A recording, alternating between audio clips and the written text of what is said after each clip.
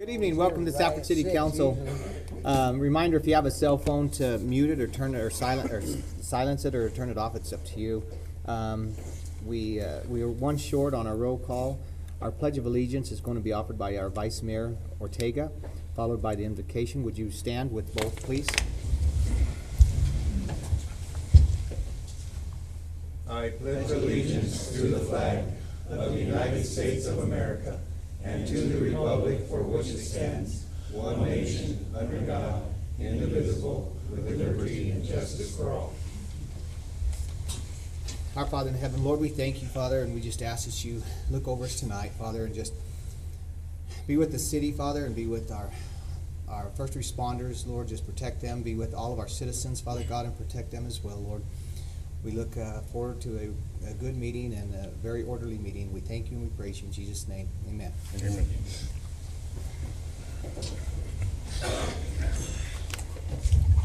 Okay, agenda item comments. I don't believe we have any. We have one on the non-agenda items. Greg and Susan Lindsay, would you mind coming up to the podium and give us your name and the address, and of course, go for it. I do believe you guys have been instructed on the time frame. I'm a little bit lax, and I understand there's a presentation, so do your best to keep it within that. Absolutely. That just means I have to talk really fast. My name's Susan Lindsay. I'm Greg Lindsay. And we're with AZR Ventures, a local company here in town. And we're here tonight just to talk to you about the extravaganza, and I'm just going to kind of keep this running in the background while I talk. And then I would encourage you to go back. This is on our YouTube channel for AZR Ventures, because we're doing a lot of local commercials that we're going to be advertising through social media for all the sponsors that we're getting. But basically, this is the third year we'll be offering the extravaganza.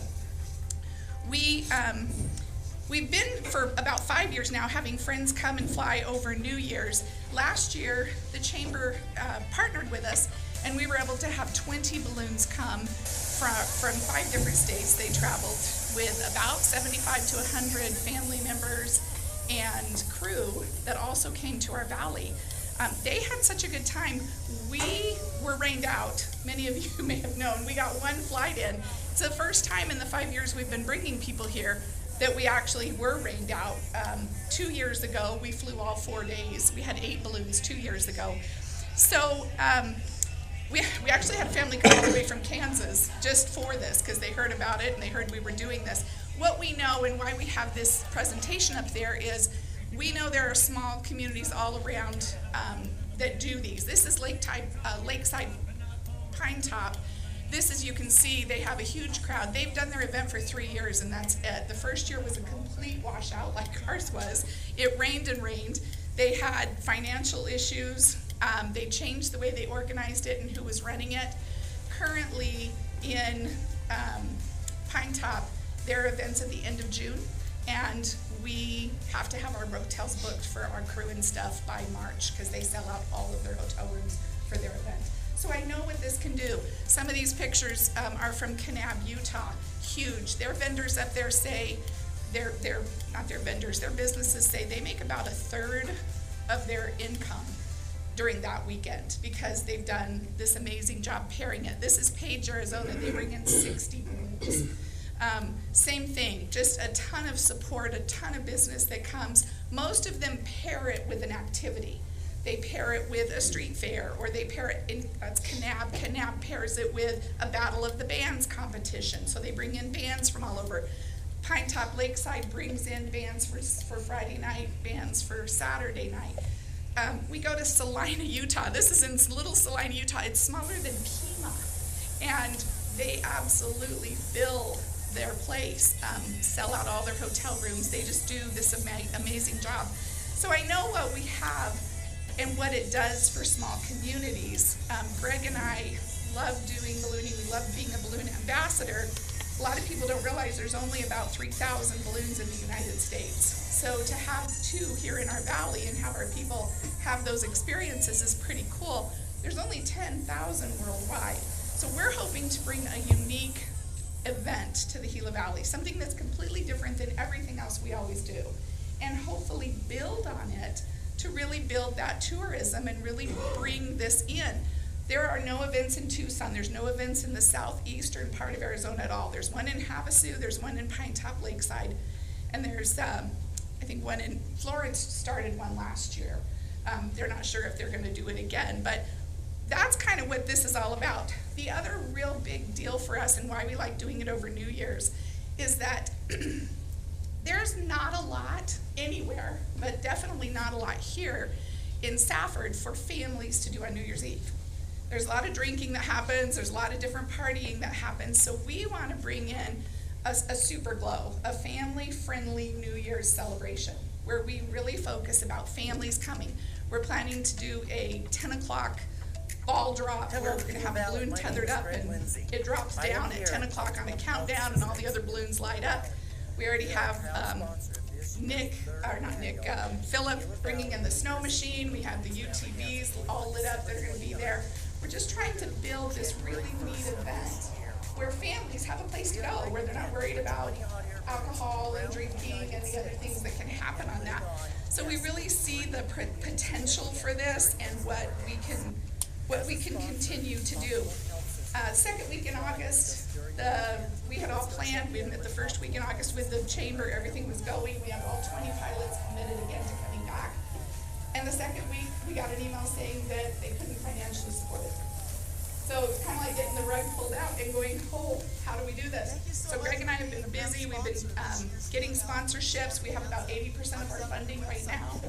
And what we're hoping is that the city will consider next year making this a city event. We're hoping to go to the county and get some support for the county as well, and just see what we can do to really bring this in and keep it rolling and make it something that brings in people from all of southeastern Arizona, but also from a lot of other places. We have a DJ confirmed, we have the hotels secured and confirmed. What we're really missing right now is our insurance. That's a big deal. All the balloonists carry their own insurance. We all come with $1 million worth of insurance when we fly. But you have to have an aerial insurance as well that covers the event, the aerial event, and that runs about $2,000.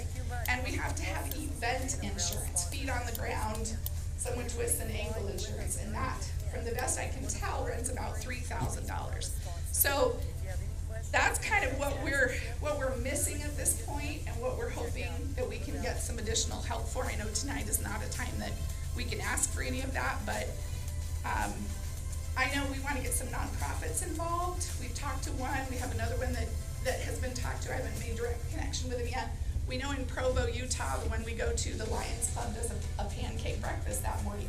They made $12,000 this year. In Salina, the volunteer fire department does a breakfast. $10 burritos, people buy them because they know it's for the volunteer fire department. So again, we're trying to to reach out, make this something that the Gila Valley can be famous for, that we can truly have people wanting to come to Safford to do something that's unusual. Okay, thank you. I appreciate that. And as you know, since this is a non-agenda item, we're not, to be able to have dialogue back with you. Sure. So, John, I would ask that I'm interested in hearing, some stuff and see where the city can. I'm interested in hearing from the council as well to see what we could do this year. I know that our hands are really tied, but next year, but also seeing what we could do for insurance this year. So, would you mind bringing that back on? So why don't we go when we do future agenda items and we'll. You want me to talk about it then? Yeah, Okay, please. thank you. Don't let me forget. Thank you. All right. Thank you for your time.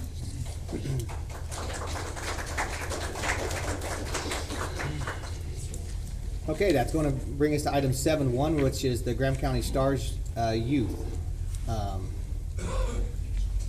Tony, you going to start it off, or you going to let them head it up? And don't leave until Arnold gets a picture with you guys.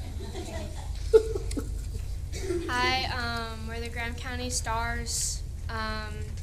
We went on a a trip a little while ago to a convention up in the valley, and we just came to kind of talk about what we learned from there, and we also wanted to give our gratitude and appreciation to the opportunity we got to go and the things that made it possible, and we were super happy that we got the opportunity to go and learn a lot of new things. So this convention was only a day long, and we stayed in a really nice Airbnb. We had really nice transportation, which we're very thankful for that we were able to get that. So at this convention, we just got to meet some other people from cities and just around Arizona, and it was super cool to hear about what they had going on in their community. And so they shared some super cool ideas that maybe we could implement into our community to make it more of a better environment. There were also some guest speakers that came and talked to us, and this convention was mostly really about mental health and what we can do to better it, and to what we can do to kind of just what to do when we're going through bad or hard times.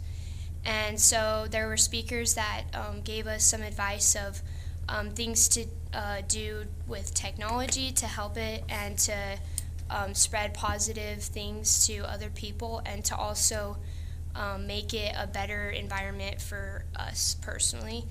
And then we got to just play games and things like that, and then we also got to go on a tour around the Cardinal Stadium, and it was super cool. And yeah, so we just wanted to we're really appreciative of our opportunity, and we had a super good time, and we learned a lot of things about what we could do better personally and what we could also bring to our community. Great. Any others? Any other want to speak on what they picked up? We want to hear from you. So my name's Xander Webb, but I don't know if that's really important. But I really liked so some of the guest speakers, they talked about different ways that youth, and they kept mentioning youth and kept relating to us. And I really liked that, because I feel like a lot of times I don't see it in just this community, in a lot of other places, that people talk a lot about what they think, and it's usually older adults. And I know that we're not the smartest generation, but times change and people handle things in different ways. And they talked a lot about how our generation can handle these things, and they related it a lot to us and gave us a lot of different options, and then kind of challenged us to come back to our communities and to feed it to people we know. And I've told friends about it, and I feel like that it's already kind of helped in our community. But yeah, that was probably my favorite thing about it. Awesome. Hi, my name's Alicia Behringer, and during our time when we got to go up there, we got to talk to a lot of other people our age, and it was nice because we got to see what they're doing to better their community. And in Pine Top, they did the shoe drive, and they had a lot of benefits from it, and it just helped overall with their community. And it was just nice being able to talk to everyone and seeing how involved each of them are in their community, and it shows how much they're just helping all around. But yeah, it was a really good experience, and I'm very grateful that we all got to go on it. Hey, my name is Cody Glewis. I just really want to stress the fact of how important really the talks were that we had. We had 2 speakers, and again, mental health, it's really how to bring yourself strong mentally, because especially in high school and teenagers, mentality is really kicks in, especially when you get older and older. But I would say when you're in high school, that's when it really starts hitting hard. But it's just different steps that the speakers really pronounced to us about talking to yourself, or trying to talk to others. Just a whole bunch of different steps that really could help your mental health. And personally, I took some notes, and I could relate to it a lot. And I just think mentality, and I think mentality is really important, especially when doing everyday things or trying to do challenging things, and it all starts mentally. So. Hi, I'm Olivia Madrid, and I just want to express our gratitude again because it's really great that you guys are able to send us to this, and we meet so many new people, and once again, as she said, we learned a lot about what other people's have done, or other groups have done for their communities, and what we can do for ours. Like, they had first responders, a lot of them got together with their vehicles, and they brought the younger kids, like toddlers and stuff, and they were able to get inside them, and so many like different communities got together and just like would go to those, and everyone got together, and it was really great. And it's really nice to see how everyone else does for their community, so we were able to help ours in the same way and make it better and have everybody come together. So thank you. I'm Aaron Cutler, and I really just wanted to talk about how, like, they were talking about the mental health thing, and it wasn't just about our mental health, it was about trying to help other people's mental health and trying to be there for your friends or for anybody that's around you, and just trying to be like a community together. And I just thought that was really nice and good to know. Aren't they a bunch of great kids? We are. I want to thank you guys for sending these beautiful kids up there to have this opportunity. And it was really great information, as you guys can tell. They learned a lot, and for mental health, for their age group. And it wasn't talking about a lot of adults, but it was really cute when they kept asking them, you know that look your parents give you, or how to handle when someone's in a bad mood, and how to approach them, or when you're having a bad mood, not to take it so personal. And so they were really able to relate to a lot of the guest speakers. So it was really nice. But they also get the opportunity to be able to meet different colleges, different opportunities, whatever different directions they want to go into for life.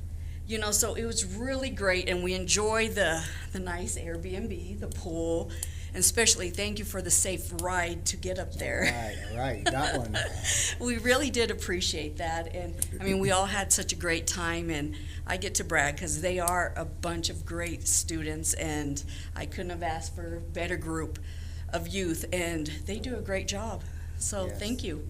Tony, I just want to thank you for the work that you're doing, as well as you youth. You guys are shakers and movers, so don't ever sell yourself short. Your generation is going to change people, and we are listening, we are hearing, so we want you to be very vocal and speak into us so that we can hear the direction which you guys want to see for your city, okay? We appreciate you, and we love you. Arnold is like on your side, so if you guys need anything, you get a hold of Arnold. Arnold, do you have anything?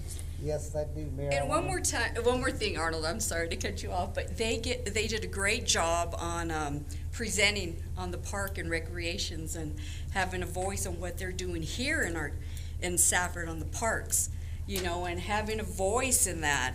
And so many youth were asking so many questions on that. So they gave lots of good ideas for other cities and towns on what direction and what they needed to do in their town to get equipment for teenagers. So it was really nice. Right. Yeah, that was going to be part of my bragging about them, Mayor. There you go.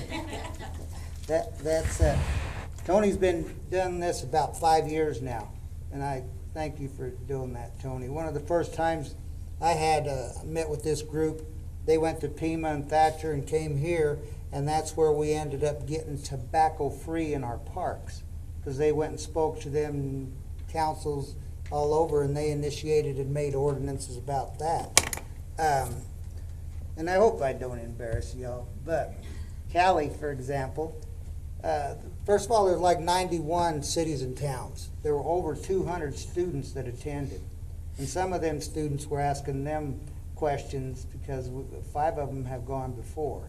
And that was really good. But Callie had asked me if they gave any kind of like notification that they had attended these, because they can use them in their resumes that they have taken part in some of the government things that are going on here. So she initiated this statewide. Oh, wow. Because when we contacted the state about it, they said, that's a great idea, why didn't we think about it? I said, because Cali did. And that's great. where it See, is they're- now. They're shaking it up at the state level. And again, too, they were part of the advisory council for their input on some of the parts and where they were going. And I told them too, don't let the bureaucracy drive them crazy. I looked for some of them to get this started, and when they come home on our 10th year reunion, they hopefully be able to see what they initiated and tell everybody what was going on. One thing that I spoke to Tony about briefly, and they don't know, is I remember Shirley Turner had placed signs all over town about it's not too late. You know, you remember those signs going over. So I've talked to her about maybe we get jointly together and put some signs up that say, stop this bullying that's going on around town in strategic places. And one of them, Olivia, this summer, she attended her basic training in the Army for her National Guard. And then next summer, she's going to go do her AIT. They don't all know what AIT is, but we do, don't we? But yeah, she did her boot camp. Awesome. And she was a little disturbed, but she said some people cried, but not her. All She was right. good to go. She was tough because she did agree that, to me, small town people are pretty tough, and they carried it. But I think she deserves that. yes, she's all right. So I certainly thank you guys for stepping up, and I look forward to working with you some more. Tony, thank you. And I'd like to hand these out. Absolutely. Get those cameras out.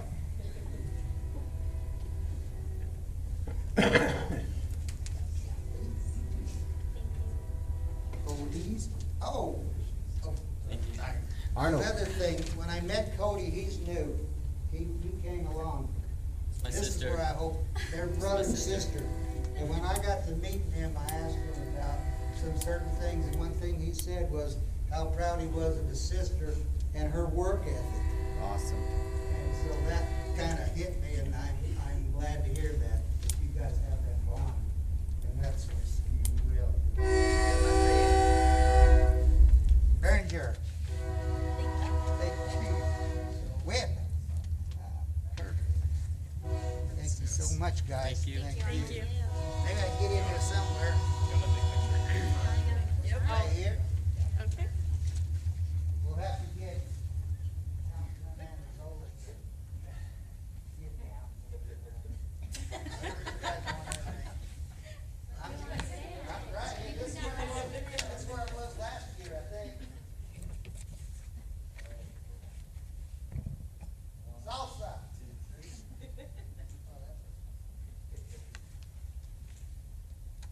One over.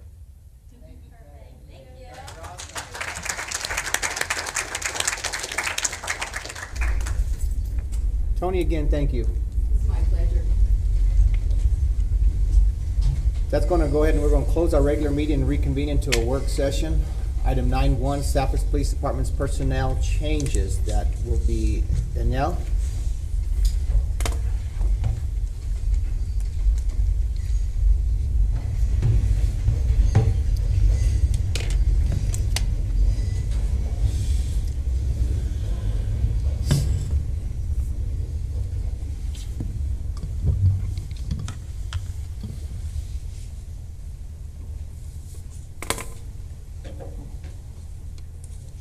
Good evening, Mayor and Council. In regard to the presentation brought to Council on August 22nd by the Chief of Police, the City Manager, Finance Officer, HR Officer, and Chief of Police have met and recommend the following personnel changes for the Safford Police Department and would like direction from Council concerning the changes. The first recommendation for staffing is to add one full-time position now to the department's overall FTEs. The reason, this will meet the need to increase FTEs based on input received from the Chief of Police to mitigate workload on existing staff. This will allow an increase in proactive workload and will allow for the increased access and use of sick and vacation time needed to decrease stress on current officers. The cost, it is recommended to use reserve funding to cover the cost of adding the new officer now with a total approximate cost of $120,000. This cost includes salary, employee-related benefits, and equipment. The second recommendation is a lateral incentive. The recommendation is to offer a lateral incentive of $5,000 total for the current open vacancy as well as the newly added vacancy.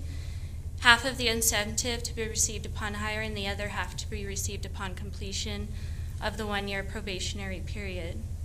The reason, the lateral incentive will help separate the city of Saffron from competing officers and encourage applicants from other areas to apply. The incentive will also speed recruitment efforts that will, once vacancies are filled, help minimize workload stress on current officers. The cost, it is recommended to use reserve funding to cover the cost of the lateral incentive. This is a one-time payment for both the current opening and the newly added position with a total approximate cost of $12,000, including employee-related expenses. The third recommendation is a pay range increase. The recommendation is to increase the base wage for all sworn police officers by $5,000 by changing the pay range table by that amount. The reason, this will encourage retention of current officers. Wages will still be revisited with the rest of staff during the internal salary survey with the upcoming budget process to make up for any further shortcomings in wages. The cost, it is recommended to use reserve funding to cover the cost of increasing the base wage range for current sworn police officers with a total approximate cost of $145,000 in annual ongoing expenditures. All recommended personnel changes have an overall cost of $277,000 initially, with an ongoing annual cost of approximately $245,000. To help with retention and managing recruitment costs in the near future, a policy will be created and presented to council to require a time commitment for officers that are put through the academy by the city of Safford. If you could provide comments and discussion, direction. If any.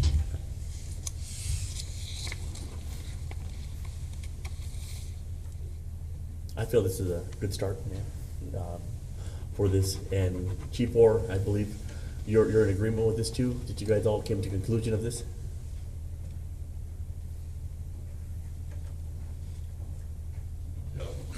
Sorry, Mayor, Councilman Anzalone. Yes, we met together and discussed this, and I agree with you. It's a good start. It's a good place to go. I believe by raising the base salaries, we'll get applicants with that lateral incentive, be able to bring them in much quicker, and this will help us. We did have an officer turn in his resignation letter that's going to work for Thatcher, so we're currently losing even more. So I think this will make a big difference. I'm glad to see as well that you're looking into a requirement for the officers that we put through the academy. Yes. I think that's necessary as well. Totally agree. Did we ever find out, get legal advice if we can do like a contract or whatever with these officers, if we send them to the academy and for how long they can stay for or anything like that? We're going to follow up with that? Mayor Collins, Councilman Andazola, yeah, we've been looking into it, and we know that other communities do it. So I think it's something that obviously is doable and legal and not uncommon. So I think it's something that, again, if we're having issues with retention and we go through the process of putting someone through the academy, then I think requiring some level of service in return would make sense.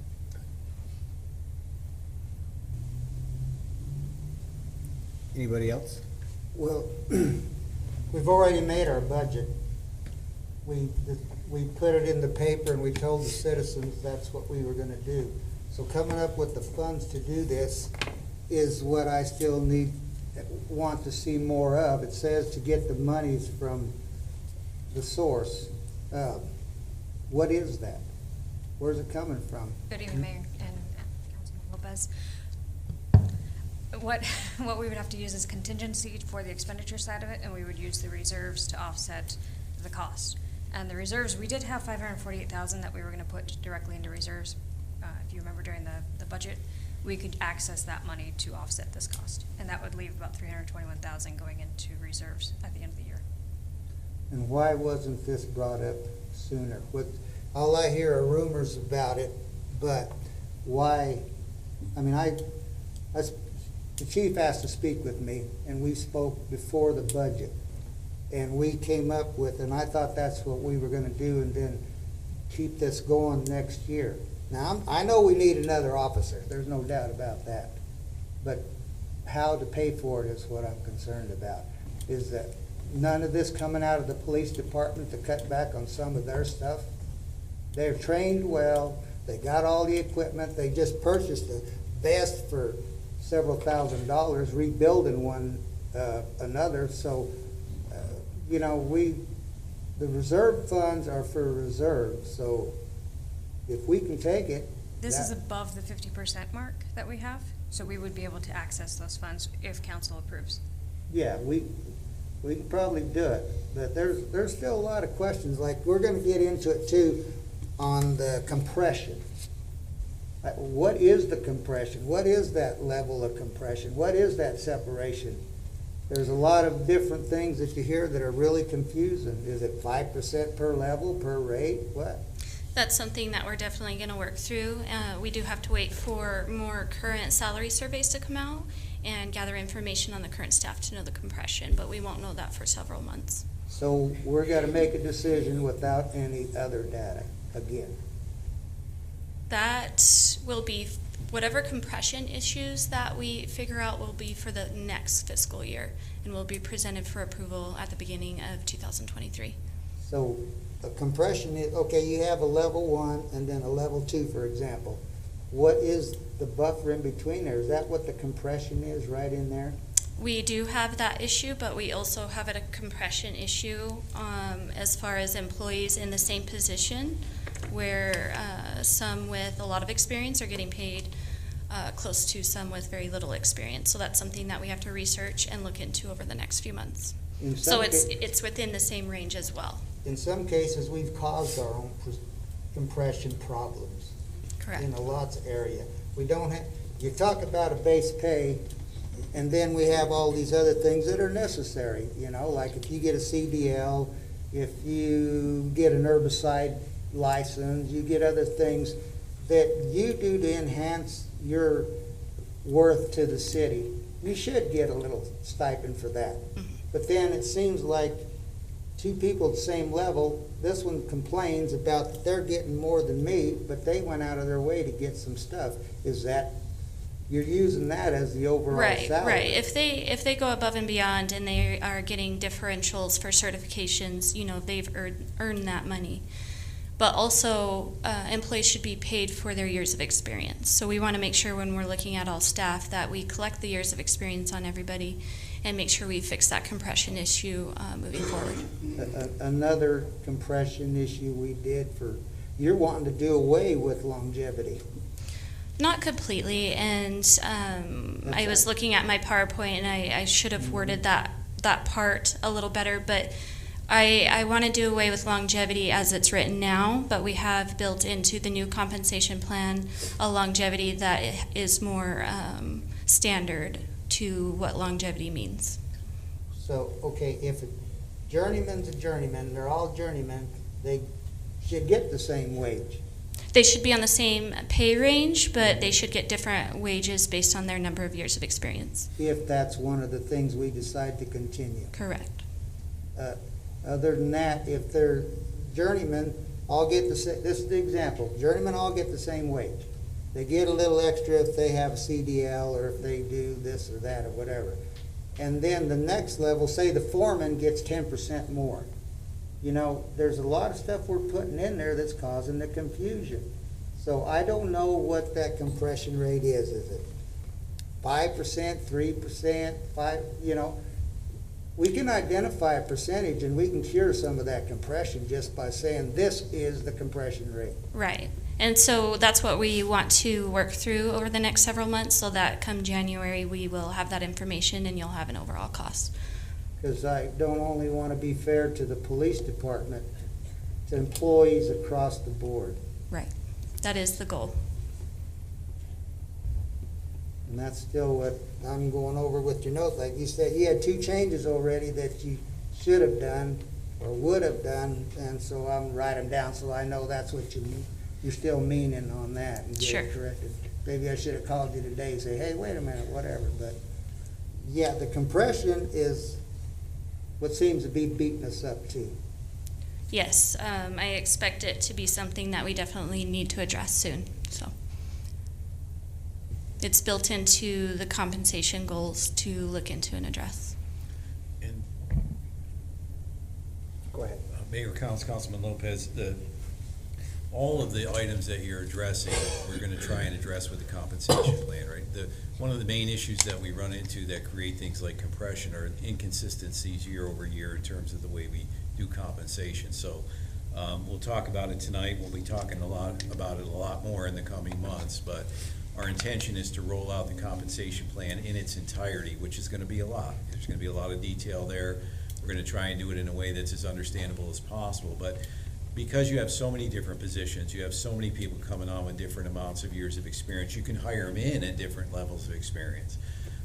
It is a lot of moving parts, which means that the way that you implement compensation is very important in terms of being consistent. So a lot of the issues that you're raising are a lot of the issues that we're going to try to address when we roll out the compensation plan, because it's that plan and the implementation of it consistently over time that will keep us from having these issues, at least to the same degree, going down the road. So it's a complex system, and if you don't implement it consistently, you're going to run into issues with things like compression. Well, when we add this money, possibly to the budget, that's going to be consistent now and forever. So we need to clean up lots of things to make sure we have the monies to do this. Fuel consumption, all kinds of things we need to look at that goes on. But again, Chief, I know you need another person. There's no doubt about it. I believe that I opened up this can, and so the budget had already been passed, and you know, I just felt that I wanted to do some due diligence, and so I think I opened up this can. So once again, the stones get thrown to me, but when you run out of stones, remember I have a bunch on my feet, so I get to throw them back. This is coming out of a one-time Cabrina, correct? This is coming out of our the money is, I need to hear it more clearly, I'm sorry, where this money is coming from to help address the Councilman Lopez's questioning, so I can also hear it too. Yes, Mayor. What the money is going to be broken out of 2 parts. It's all coming out of reserves. Part of it's going to be one time, so the equipment, the upfront cost for that will be one time. The remaining amount is going to be coming out of your reserves, and it's going to continue every single year. Right. So, but not out of the reserves initially- every year. It'll actually be in the police budget the following Right, year. it will be in the budget going Right. forward, but just So for we just this want to year, do this one it's, time. So this one-time money's 277.5 K is coming out one time, and then it gets transferred into the police budget, correct? yes. But we're taking the money from 2 different places. Yeah, so you have the one-time equipment charges, that's just one Okay. time, and then you have the total amount that's gonna be this one time, having to use Okay. contingency and reserves. After this going forward, the ongoing expense, the annual amount, will be rolled into the police's budget. Okay. And Mayor, it comes out of the same pot. It does. And the issue was that it's what you spend it on that makes the difference. So if I buy a vehicle, I buy it one time, at least in theory, at least for, say, 7 years. But the salary will continue to come out over and over again. And that's why when we had the original discussion, we talked about the fact that you try to stay away from using the one-time revenue.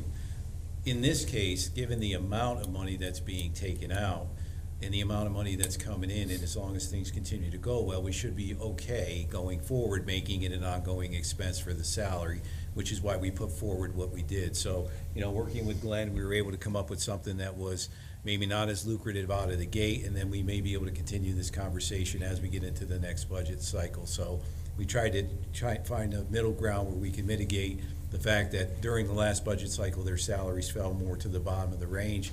This gets them more toward the top, and then as we get into the next budget and we reestimate the revenues, we'll see how they balance out. Those expenditures will be there, and then we can go from there in terms of if we want to do something else. Okay, perfect. Anybody on my right, you guys want to change anything or address anything?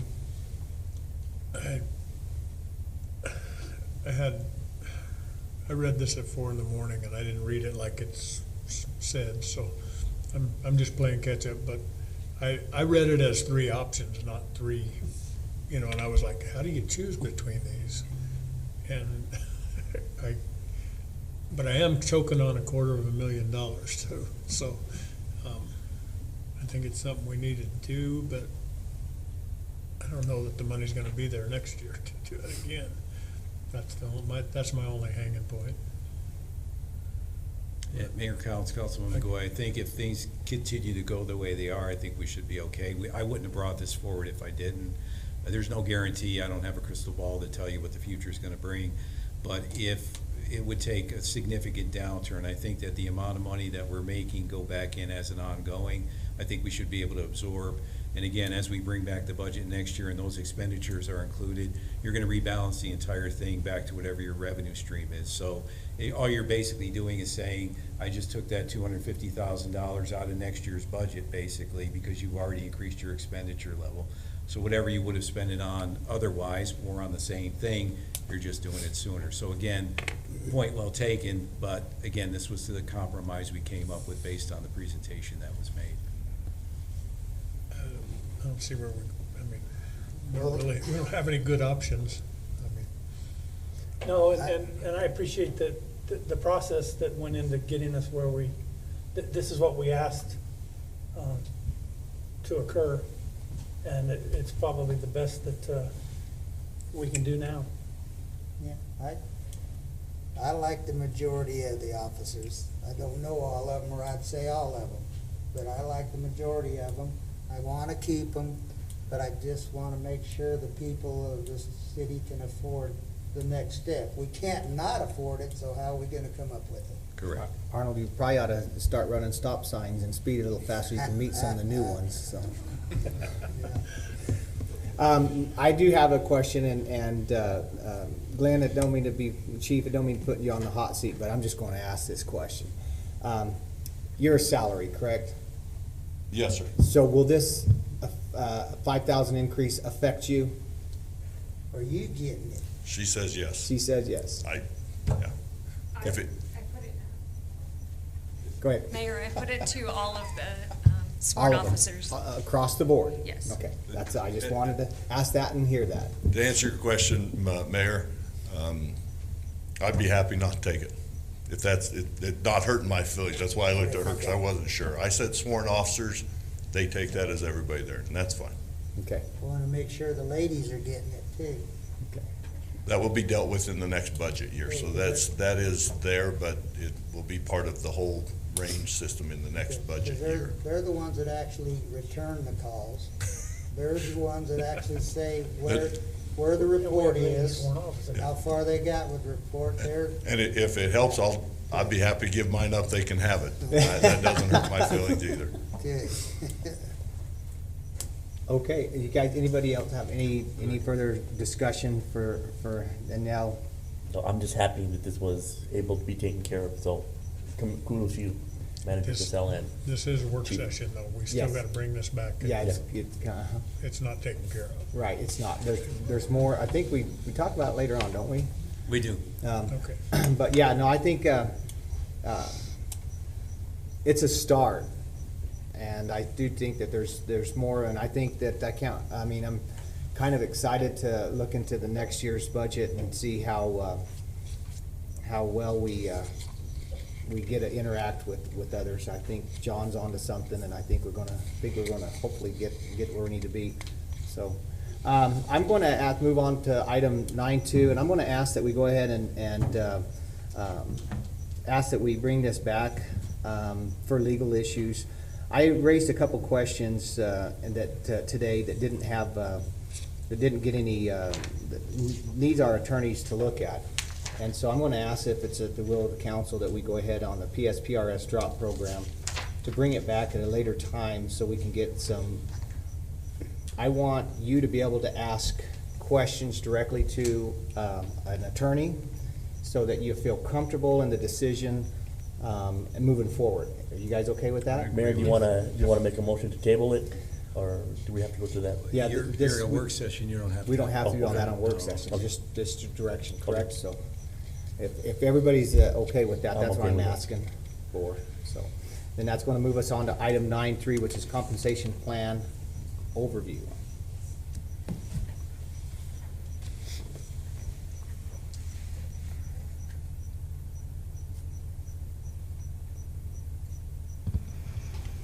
This is a request for Mayor and Council to provide discussion on the overall direction, goals, and timelines to the compensation plan and internal salary survey. To give you a little bit of background, the City of Safford Human Resources Department does not have a formally adopted compensation plan that establishes a standard systematic process for employee compensation. The goal of this project is to establish compensation procedures that attract, engage, and retain employees. The objective of the compensation plan overview presentation is to open discussions to a series of presentations and work sessions that will occur over the next few months concerning employee compensation. These presentations and work sessions will involve reviewing policies and procedures that affect compensation with an end intent to have established policies and procedures in place before the next budget cycle. Please stop me if you have any questions or discussion.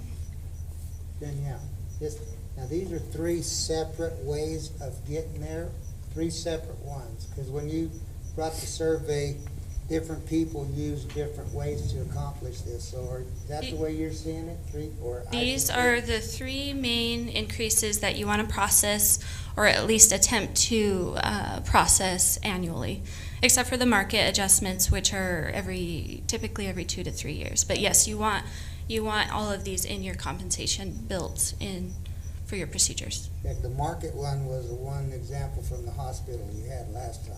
Yeah. Okay. So these three combined make for a very standardized compensation plan. So the compensation overall goals to have an industry standard systematic compensation plan in place that is competitive and attracts, engages, and retains employees by implementing cost of living adjustments, which are a change to the wage that reflects a concurrent shift in the cost of goods and services, and is processed for all staff based on the Consumer Price Index and the Social Security Administration set rates for that particular year.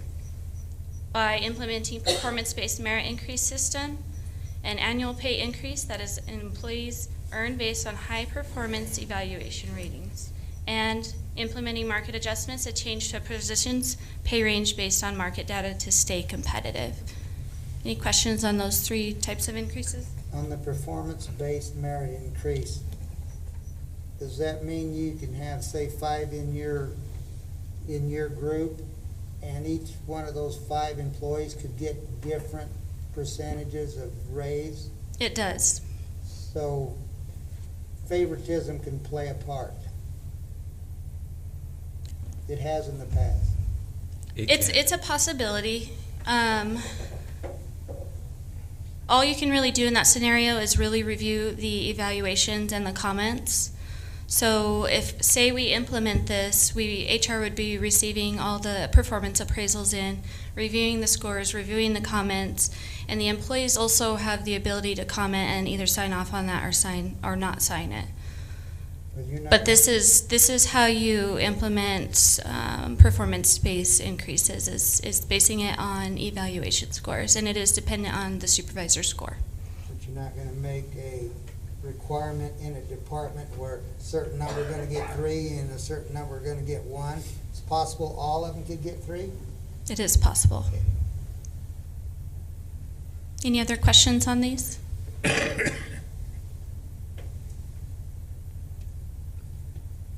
Specific compensation concerns to address aside from the goals are compression, discontinuance of the longevity pay practice, and written compensation plan and related policies to be reviewed, rewritten, and officially approved. And as I mentioned before, we wrote the compensation plan to do away with how the longevity is being paid now and replaced it with a more common standardized practice. Danielle, I had a question. Sure. And I'm referring back to vacation here. Is there any way that we can do 80 hours of vacation payout instead of 40 hours as long as the employee has 200 hours? I mean, we can. The more average, what I saw when I surveyed the league was to let them buy out 40 hours, and it does help reduce costs on our end to just do the 40 hours instead of the 80 hours. Okay.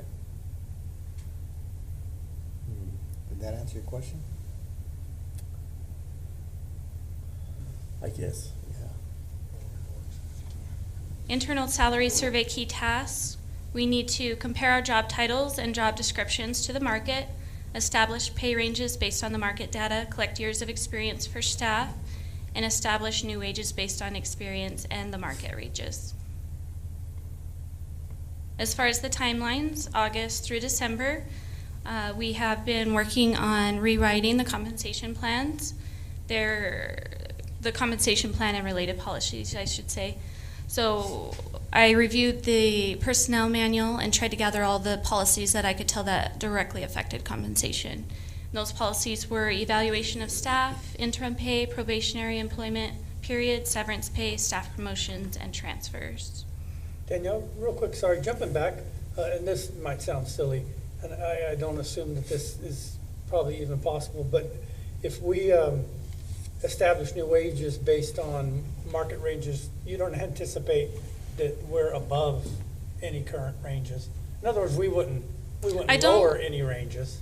I don't believe that our pay ranges are above market, but we might have some employees that are above the pay range that gets established. And so when that happens, and say we set a range for and their wage is higher, they just get red circled until the market catches up with their wage. So they would be stuck there. Right, and so through this entire practice, we don't anticipate taking any monies away from employees. That's highly discouraged. We would just freeze their wage until the pay table's caught up with them. And that wouldn't, I wouldn't think include performance-based. No, so we would have to, so this is all gonna be, so initially, we wanna fix, the compression issue, setting our ranges, and it won't be until the following fiscal year that we implement the performance-based evaluations. But that doesn't have anything to do with actually setting their rates where they should be on the table. But assuming we have an employee that is above the range that we established and they're frozen there, at the point that we've added. So in that case, so say they got a good performance evaluation score and they're above the range, instead of changing their base rate, you give them a merit bonus check. Right, they would get, exactly. Okay. As far as timelines, August through December, aside from reviewing the policies, we want to establish years of experience criteria and guidelines and release those to the managers to gather experience on their employees.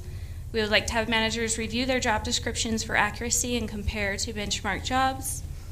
We need to establish an annual performance-based merit increase amount, set up our range spread, and build a step table.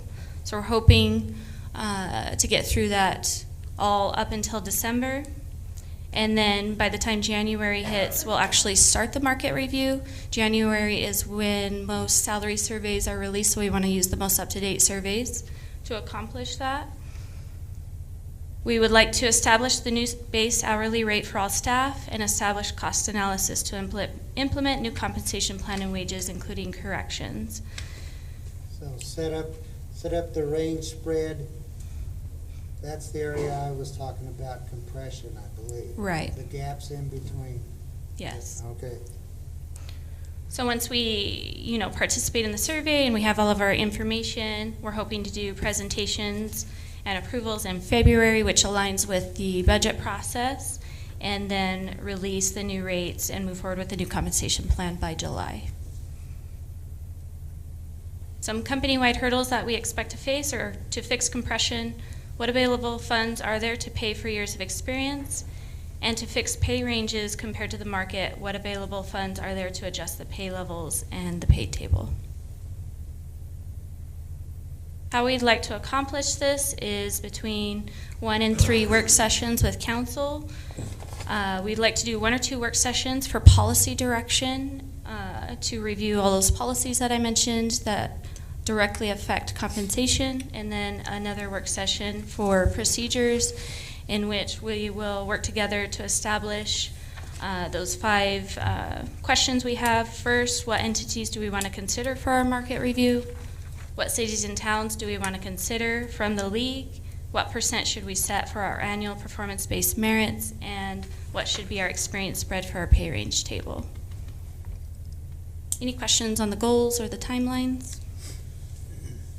You know, I have just a question on some of this. Quite a while back, a long time ago, we had COLA, and then we lose it. It's like every time a guard changes, something new comes on us. And either we're playing catch up on compensation or not. The key is to find something that's starting to work and leave it alone. And even if it don't work good the first year or the second year, those aren't really good trial times. You've got to have something within 5 years and start doing a comparison. Because you've got to give it at least 3 years. And if in 3 years it don't work, then it's like, okay, it just didn't work, but we still tried. I would like for us to do something that we can all agree on, that has something set in place, so that we're not having to come back all the time and adjust people's pay. That it's already there and it's already staying within the market or pretty dang close, and so that it's almost like every time staff wants an increase in salaries, it's on an election cycle.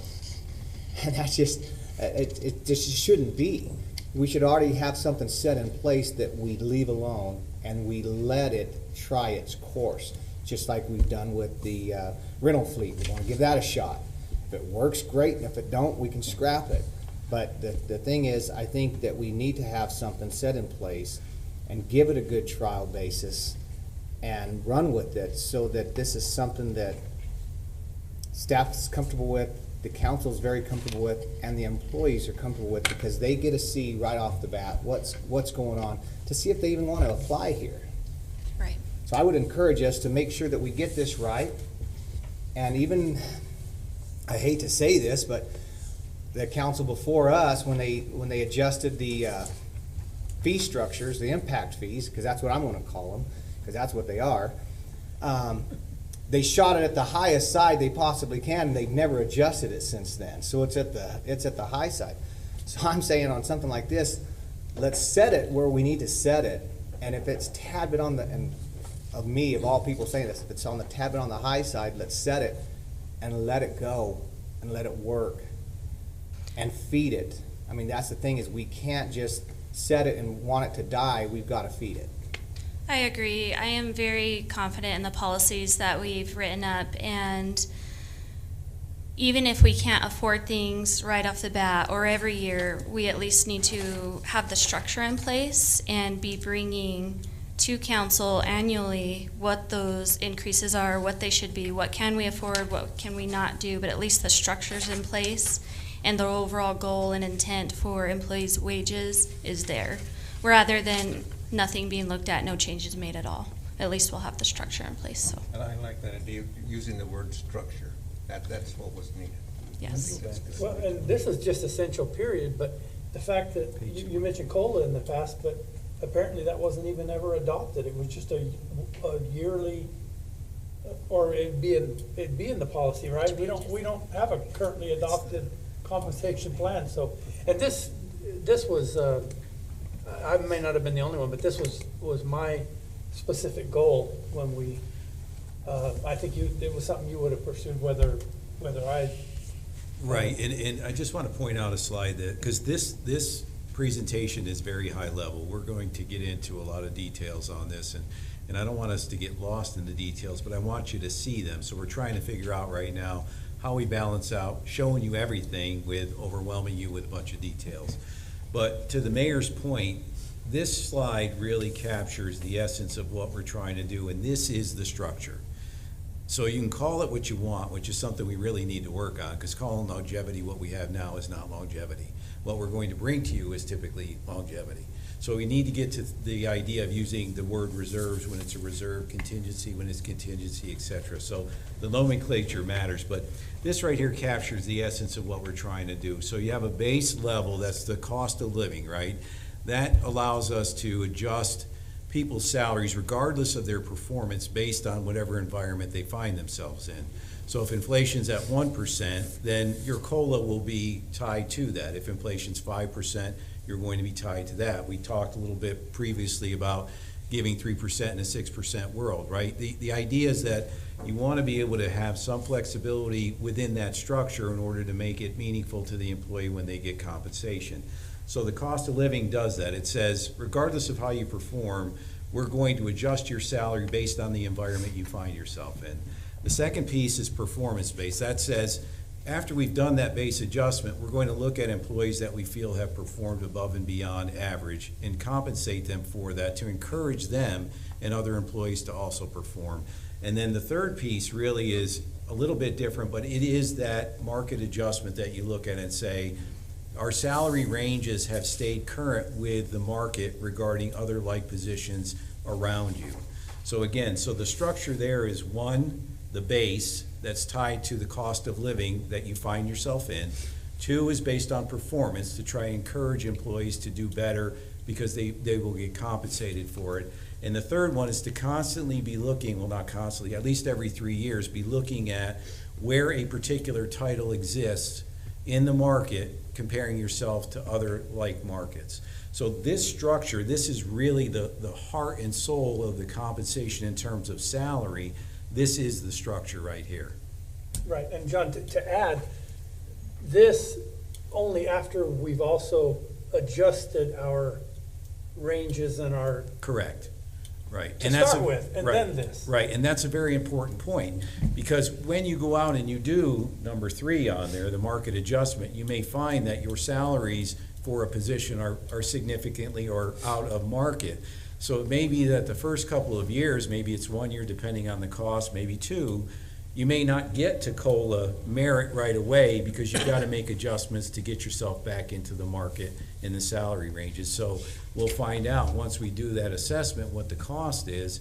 And so in the initial year, or maybe the initial 2, depending on the price tag, the first thing you're going to want to do is to get those salary ranges in the market. Once you've established yourself in that market, then you go internally and you go, okay, we're going to do COLA merit after that. So it's a great point and a very important one, because you may spend some of your money up front initially just getting back into the market. Right, but that's what it takes to not have compression, is to get it right, and then be consistent with an adopted Correct. plan. So you kind of like the suggestion of the COLA, when it's suggested every year, Right. what the going rate is, what the Right. percentage across. Mhm. And my industry is, I don't know that you can get any worse compression than my field. Yeah, school teachers, you guys are underpaid. Yeah, it's pretty rough. You need a good school board. Yeah, I could be brand new tomorrow and probably make as much as I make now. That's the one thing I want to maybe caution us about, or, I mean, we're trying to be fair to everybody by making this the same for everybody, but it's really not. I mean, Jason, you're the guy who digs your footer and the guy who does your finish work on your cabinets. I mean, at 16, if that guy hasn't progressed and moved to that other job, if he's 40 and still digging footers, he's only worth what the 16-year-old is. So I just don't want us to get caught up in, I think that's why we have to do market adjustments, is because we've tried to move everybody the same and the market doesn't do it that way. It's worth what it's worth. It's not worth your years plus inflation, always. So I don't know how we could change this to work it out, but you're gonna have to do all 3 of those things, and you're gonna have to do them often. Or, Yes. I mean, it's gonna have to be a constant Yes. battle to be fair to everybody. Right, and again, I think the idea is that once you select a range, then the person digging the footer is going to get an increase based on the years of service within that range. and then they'll get their merit. But I think the idea is that the base is being updated based on the experience. So it's the experience that drives you through the range, and then of course on top of that you would have performance. Right, but what I'm saying is if you keep giving the COLA and the merit and the everything to that ditch digger, at the end, he's making what the finished carpenter is, and he's not worth that. But the carpenter would be moving as well. And starting higher. Not necessarily. Well, unless they don't perform. But I thought. So those two. Brendel also said that there is a cap, so. There is a cap. A footer guy only makes $18 an hour, period, and if I hired him at 15, he now has that adjustment there. And so if all of this came into play, he's maxed out at 18. And he stays there, And he stays there unless There's the a market market changes. adjustment. And if the market changes and brings that up to 20, now he can go up if he performs on the merit and the COLA, then we can bring him up, but he'll always be maxed out, he or she, because she can also dig footers, will be maxed out at a 20, because that's what we are going to base their cap at. Right. So when we hire somebody, we set a base at 18 an hour and 30 an hour, and you really want to hire somebody in here so they can have that chance to grow. Right. Correct? Correct. And something to keep in mind is different positions are on different pay levels. So that's what your market adjustment takes care of. It brings value to the position based on the work and what the work entails. So you might end up with a position on a level 2 and the range is, 18 to 30, and then this other person, according to the market, is on a level 5 and those wages are 20 to 40. So your market and the value of the position is ran by the market, and how everybody else around you is saying this is how we value that job and what it should be making. So they're all on different pay levels, and then they're on that pay level based on their experience, and that drives what employees should be making versus what they shouldn't be. Good theory, I just don't see it playing out properly today. I mean, there's definitely In a lot of today's cleanup world, that needs to happen. It's not that way. Well, our current plan certainly isn't. Yeah, it's not a plan. Yeah, there is no Yeah. current plan. I feel like you guys can get us there. It's going to take us a few years. I don't think you're going to get us there overnight, for sure. But we need to stay playing ball with you, or it's going to fail. And then Right. we're going to say, yeah, screw, or we're going to say, forget this, and we're going to try something again, and trying to reinvent the wheel. And so I think we need to buy in. I hate to say it like that. I mean, because I don't like buying into people. I like to push your buttons, and watch you squirm.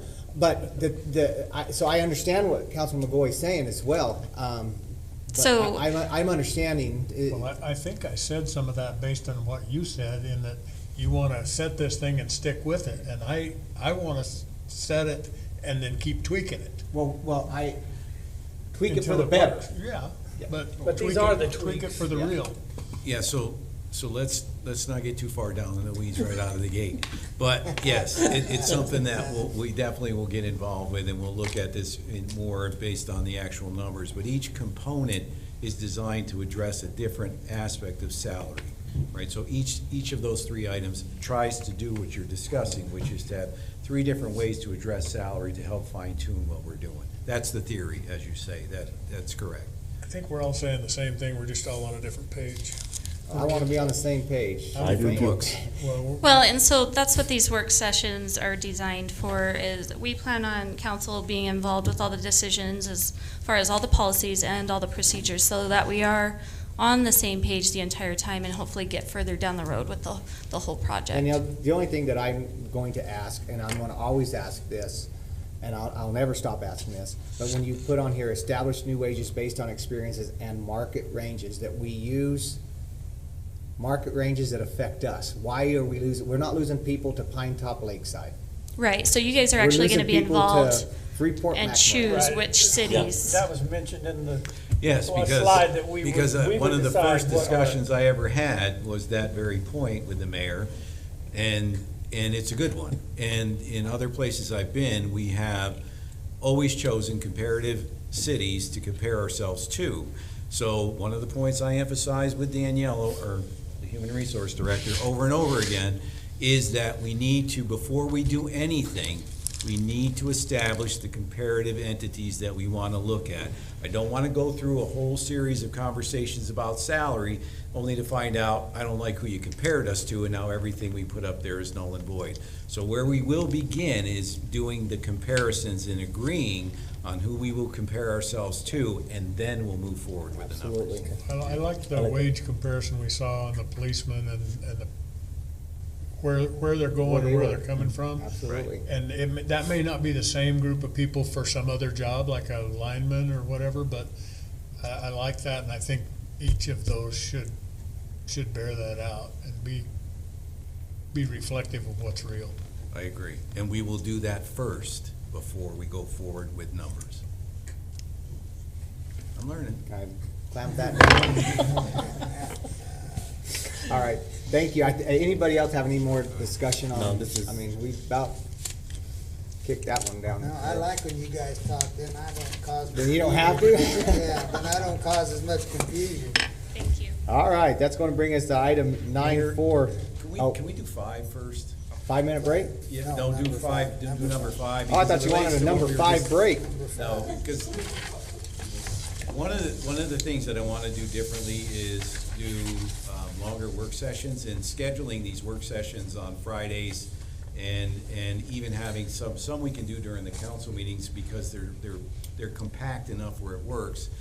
But I want to do some longer work sessions on compensation, and I also want to have some work sessions during the budget where, before we ever bring the departments to have a presentation to council on their budgets, I want them to present them in a work session, because I want you guys to be able to dig in, ask questions, move things around, but that requires more time. But the Friday work sessions, which were kind of locked in by quarter, are overly rigid. I think it would be good if we could do Mondays in non-council meeting Mondays and do, say, 3-hour work sessions where we could split compensation into 2 different work sessions on a Monday. We could then later in the budget process in February split the departments in 2. One Monday for 3 hours at night, we look at one set of departments, and then the next time we look at another. So the reason that this item is on there is because I want to make it as easy as possible to get everybody in the room, because these are going to be really important discussions. And I think that if we do it on a Monday night that's in a rhythm that the council meeting themselves are in, I think that we can have a little bit of a longer work session, more like the Friday work session, but it gives us more time than, say, a council meeting work session would. So I'm asking if council agrees that we can schedule some of these on a Monday night at 6 o'clock and make them, say, 3 hours maximum or something. You're taking on my family time, you know, on Mondays. I have family home evening and stuff, and so, no, I'm just kidding. It's a joke. Everybody can laugh now. Thank you. Gosh, dang, gotta break the ice every once in a while. I like it. Me too. Yeah. You can never have enough work My sessions. Fridays are valuable to me. I think these department heads, they don't want to come in on here on a Friday. Monday night, it's part of the week to me. It's just my opinion, but I prefer Monday night to Of course, Friday work morning. sessions are open to everybody, but as far as I'm concerned, if you have the information and what you're presenting to us, just that staff needs to be here. Now, they are all welcome. You all are always welcome. But, you know, because there's no reason for us to be up here. We can be down there on benches. Right, and I plan on that. On those meetings, I want to be down in a group, and I want to give us an opportunity to dig more. I want to make sure that the budget is more interactive this year. Absolutely. And we're gonna hear from the different departments. Yes. So I don't have to tell the chief, where were you in a while back? We get to hear from them. Right, this will be the whole point, will be that you will not be confined by the structures of a formal meeting. You're gonna have certain departments that present, and you're gonna have all the opportunity you want to dig in and ask them questions about their department. Don't put a timeline on it, because then that'll give you 3 full hours if we don't even last 3 hours. Right. You'll try to bring something that lasts 3 hours. Right. Well, So and I don't put a think- timeline on it, All because right, we might get all it done right, well, in but we can 20 do minutes. Non-council meeting Monday nights at 6 o'clock, and everybody's gonna bring peanuts and popcorn, and we're gonna stay until we get it done, right? So, there you go. All right. Is this every Monday for a while until we get caught up, or what? It will be mostly during the budget process, but it could be an option for other things. I know that some of the airport material we're working on is a little bit more lengthy, and it might be a good opportunity to combine that with something else on a Monday night, but the bulk of it would be during the budget process. 'Cause I like what you said, Mayor, some of the staff doesn't need to come to every one of them, that's. Yeah. Okay. Don't tell them that. Well, Now I was telling the mayor that, they just heard it. They just heard it. All right, that sounds good, John. Go ahead and make that happen. Bring us to item 9.4, airport fees and rate study. They need to increase, and we can move on. No, I'm just kidding. Good evening, Mayor and Council. Based on inquiries by City Council at June 27th City Council meeting, this item is for information, discussion, and direction with respect to potentially altering the airport rate and fee schedule based on market analysis. So as quick background, in that aforementioned City Council meeting, we presented a T-hanger lease. Mayor Couts, you mentioned that rate seemed rather low. So at that point, airport staff engaged in a market rate study.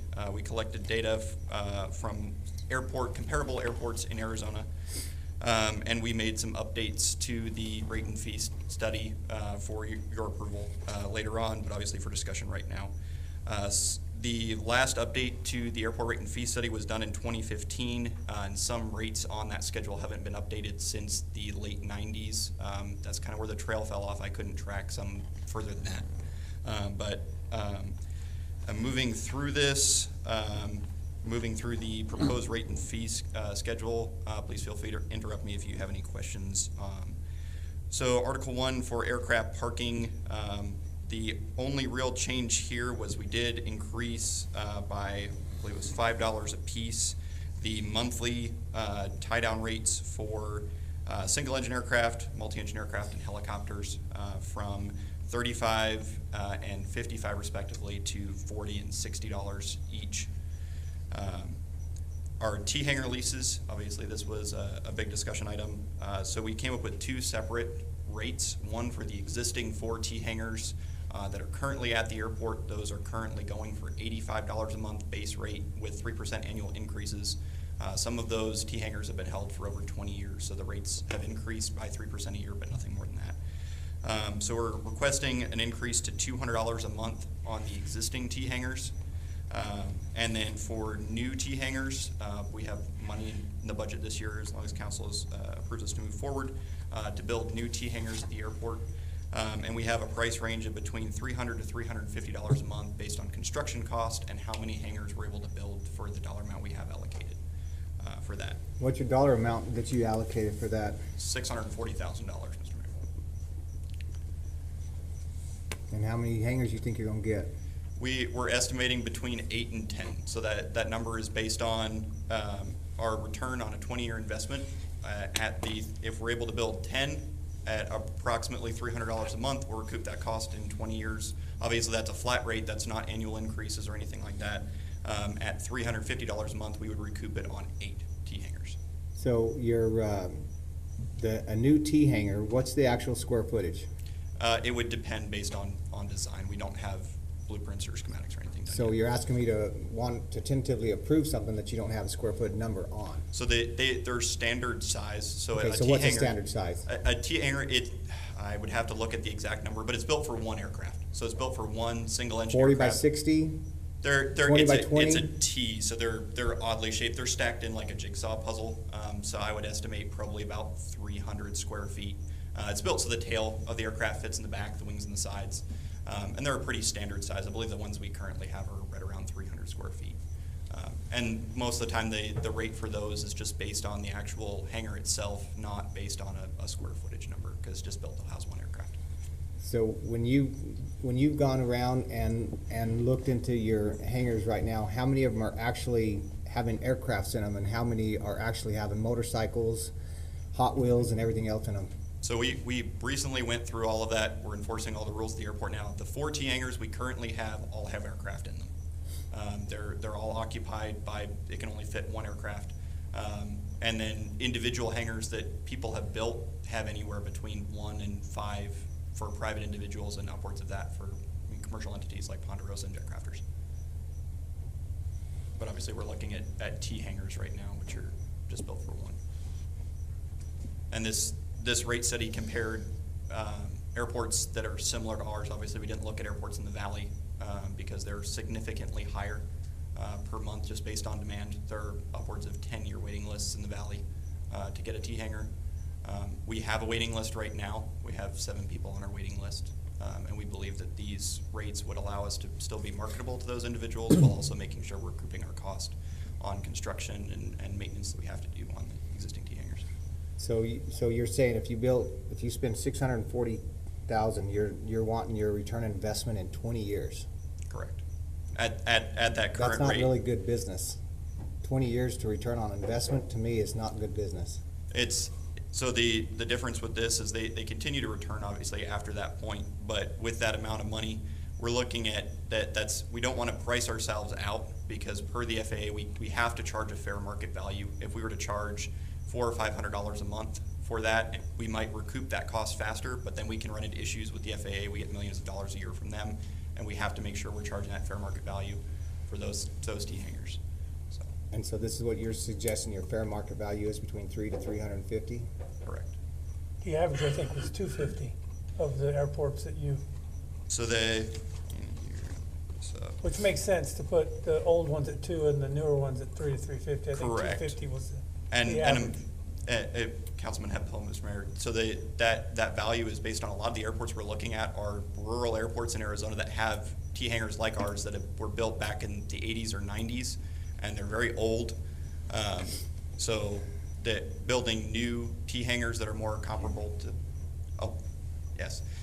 so that average rate is up there. But if you look, there are higher rates. Like Sierra Vista currently charges $355 for their T-hangers, and they're somewhat comparable to us.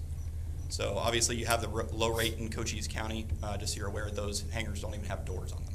You know, Cameron, the only reason why I'm suggesting this is because I understand the airport has the potential of a big business.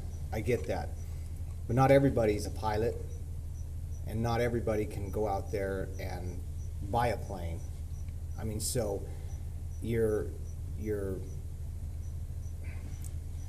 helping those who can become pilots, and in other words, those who have the money to have a plane, I think are getting away pretty cheaply to have a plane and put it in a T-hanger. Me, I think a greater return on investment is 8 to 10 years.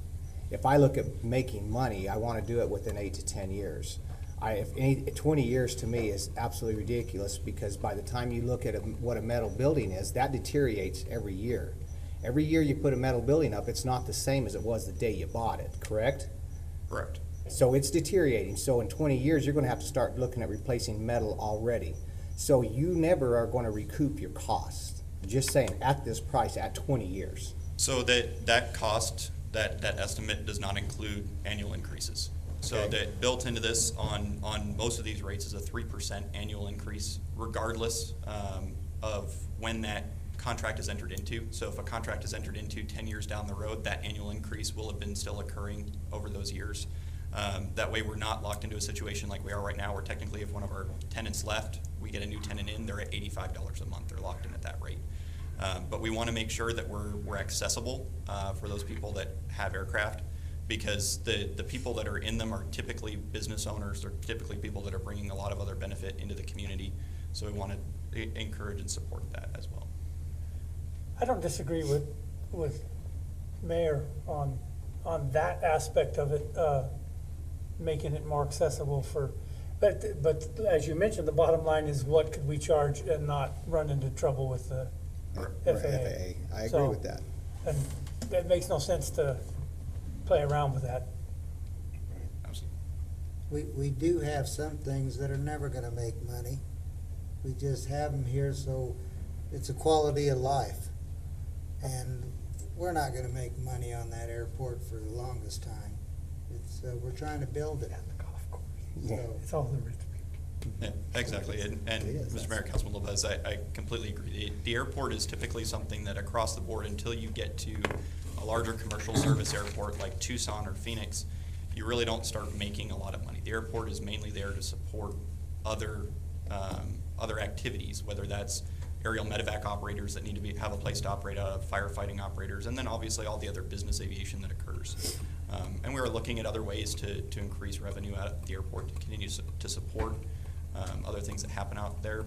But like you said, it may not make money right away, but the money that we're looking at using for those T-hangars is grant funding. So regardless, if we're making money from that, we're still making money off that grant funding, because we're getting the T-hangars and then we're getting revenue. We're gonna attract more business, more people, and hopefully stay in the position where we can keep getting our grants and things like that. And I think that, go ahead. I was just gonna ask if that 3% is compounded or if it's based on the start. It's just 3%, 3% annually. Indexing. But I mean, if it starts at 200 and then it goes to 206, is it 3% on 206? Yes, yes it is. So, and we can clarify so in that. 20 years, that's gonna double it's gonna double in 23 years. It's gonna double what we're getting. And the revenue that's generated from these T-hangars could be used to support other things like grant matching and things of that nature, because we are required to keep that funding at the airport to help, but that means that funding that would otherwise be allocated for grant matching with ADOT or FAA that funding could be used for it. And the purpose of this is that we went out and we looked at typical fees at airports and found out, again, this idea of a market range, right? Just like with salaries, we went out and said, typically, what are we charging in the industry for these types of services? And what we found, for the most part, is that we were way undercharging. So the idea of this was to do exactly that, is try to bring more revenue based on the market that you find yourself in. So the idea was that we tried to keep our fees right around the average. We don't want to be really low, we didn't want to be really high, but we wanted to raise it at least so that we were somewhere around the average, and therefore, we didn't want to. We want people to stay at the airport, but we wanted to also raise it enough so that it was reflective of the market. And where did we get that 380,000? 380,000. The money. Councilman Lopez, Mr. Mayor, that $640,000, I believe you're referring to. I believe it's ARPA funding. ARPA funding. Okay, so it didn't cost us nothing. It did. Well, it did. Cost my park. Yeah, because it came in too soon. It cost the kids you support. I knew he was gonna say that, but I wanna make sure Because it didn't come out of our. You ain't getting 8 to 10 T-hangars for $640 in today's market. We'll get what we can. But again, I want to make sure we stay focused on the point here, which is that the fees are being brought into the market. I did. Right? You did. Do we have 7 people on a waiting list because we're not charging enough and they want, or do we have 7 potential customers that would bid on new ones and bump it up a little bit if they were available? So, Mr. Mayor, Councilman Goy, currently we don't have a bidding process. We're actually working on a leasing policy that instead of a financial bid for hangars, we could look at potentially the impact that business or that individual would bring to the airport and what best supports the airport rather than doing a financial bid. That way our rates are the same across the board. But yeah, I don't. I didn't really mean what I said there. I didn't expect them to bid on it, but what I was saying is, yeah, if we put 7 new ones out there at this same low price, sure, they're gonna take them all. But if the price comes up to what it ought to be, are we only gonna put 3 people in there and have 4 empties? And Mr. Mayor, Councilman McCoy, absolutely not. So I have calls frequently. The people that are on our waiting list have all said that would be more than the fair price. A lot of the people that would take those T-hangars are people that are currently in the valley or have their aircraft in the valley because they need a hangar and they're looking to move out. Some of them are retiring. They want to move out to Safford or a community near us. And in order to do that, one of the things they're looking at is where can I put my airplane? So absolutely, we can support that rate. Can we have 5-year leases instead of 10 and 20? So, Councilman Lopez, it would be a 2-year lease. 2-year lease is standard on T-hangars. Because we get locked into them 10 and. No, and there's FAA regulations. We're working on making sure that everything is to the right time limit for how long we're allowed to enter into leases. And there's some for ground leases, and then T-hangars, the industry standard is 2 years. 2 years you can adjust a little easier. better. Exactly. Give you more flexibility. Exactly. I'm with the mayor on, I don't think you can build that many for that price, but I think we need to try. And just to clarify, just to make sure it's understood correctly, T-hangers are one building. It's not individual buildings. It's one long building with individual doors, just to make sure, and there are walls separating it. So just to make sure that's clear. So that does lower the cost down rather than building individual hangars. There's a hangar that's being built at the airport right now. I believe the construction cost on that was right around It's been a while since we've talked about the ERPA and how this was funded, and still you guys haven't brought us back. By now, you could have already went out for a bidding process and come back with an actual number. I'm rebuilding a 9,000 square foot building. I already got my number back, and we haven't done anything. And so that's the thing. You guys keep talking about this, and you guys bring us absolutely nothing back. And so we need to know, like, you can tell me how much the building, because you estimate 8 to 10 is going to be 9,000 square feet? Doing the math. Because if so, you're looking at $200,000 for a metal building. That's just the building. Absolutely. So Then you got to put the concrete in. Right, absolutely. So, Mr. Mayor, we can go out and we can look at getting into a bidding process at this point, and get some more accurate bids on what it would cost us based on the location And materials. I'm getting way off course here. I want to see the return on investment for the Safford taxpayers. I want to see their return on investment sooner than 20 years. That was my whole goal. You're getting me there. The thing is, and I need to have patience too, in the sense of I can't get there overnight, right? I just got through asking the same in the coal area. I need to have patience with you and allow you to do your job and get me where I want us to be, which might not be today, but within 5 years, because once again, I just feel like we're catering to an elite. And if you're bringing people in from Scottsdale because their hangar's lease is $1,200 and they want to come over here for $350 because they like my rural Arizona. Well, I love my rural Arizona too. And, and so, I'll take your money, but, hey, let's cop up $800 to park your plane in the shade, because your plane's worth $300,000, $400,000. That's probably more. So, that's just my thing, because they're trying to protect their investment, and I need to protect the city's investment as well. Absolutely, and Mr. Mayor, just so you're aware, the aircraft that are parked in those T hangars are typically valued between $30,000 to $100,000. They're typically the price of a nicer sedan to a lower end sports car. So like a Datsun? A little bit before my time, but anybody in here remembers Datsuns? I don't know. Don't sign me up to fly in one of those. So I guess what I would want to know from council is, can we bring this back as an item that we can get passed on an agenda? We need an increase, absolutely, and you're getting us there. I might not agree with your increase, but you're Cameron, you're on track.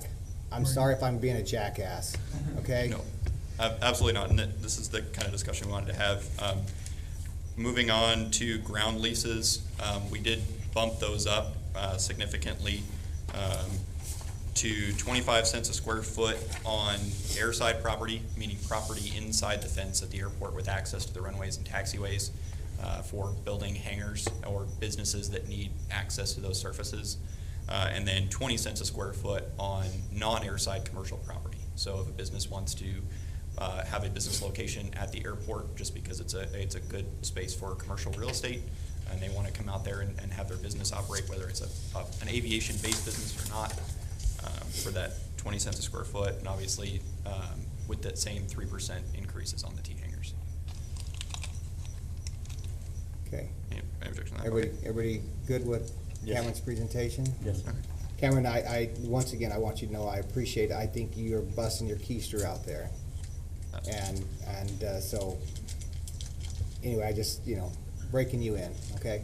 And thank you for throwing that gentleman out too. Absolutely. All right, okay.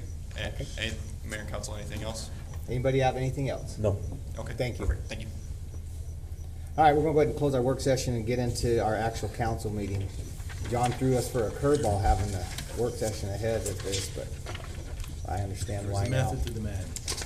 So, new business minutes, request council to approve the minutes. So move. Second. We have a motion, a second, any discussion?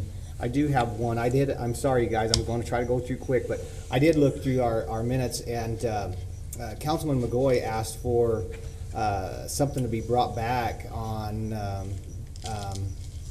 about why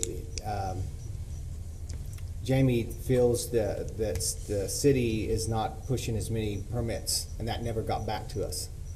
So I don't know who dropped the ball on that one, but you know, if the councilman asks for something, you guys need to write it down and bring it back on us for an agenda item. And it's in here. I'm sorry, I wrote it down on my notes at home, so my memory's having to sit there and figure it out. But it was on here. So overall, where are we standing? We need a presentation from you where we're standing in our building process, how many permits you've pulled, and what your honest opinion is why we're seeing other entities building when Safford is low. Is it our officials? Is it we're too hard on this and that and the other? What is it? We need to hear from you. Sounds good? Okay. We have a motion and a second. Any more discussion? All those in favor? Aye. Any opposed? Motion passes. A budget change authority for police personnel update. Good evening, Mayor and Council.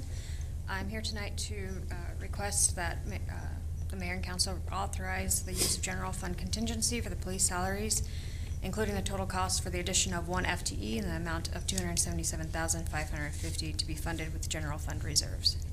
So moved. Mayor, I'd like to make a motion. I'd like to make a motion that all sworn officers except the chief get the raise, and I'd like to see the chief's raise, the $5,000, go to 2 of the office personnel that are working in there right now. I believe we're gonna have Dina retiring, and I make the motion for that. Okay, so the motion is all sworn officers get the raise except the chief, and that his 5,000 gets switched into the 2 office individuals. Yes. Okay, that's the motion on the Two floor. of the 3?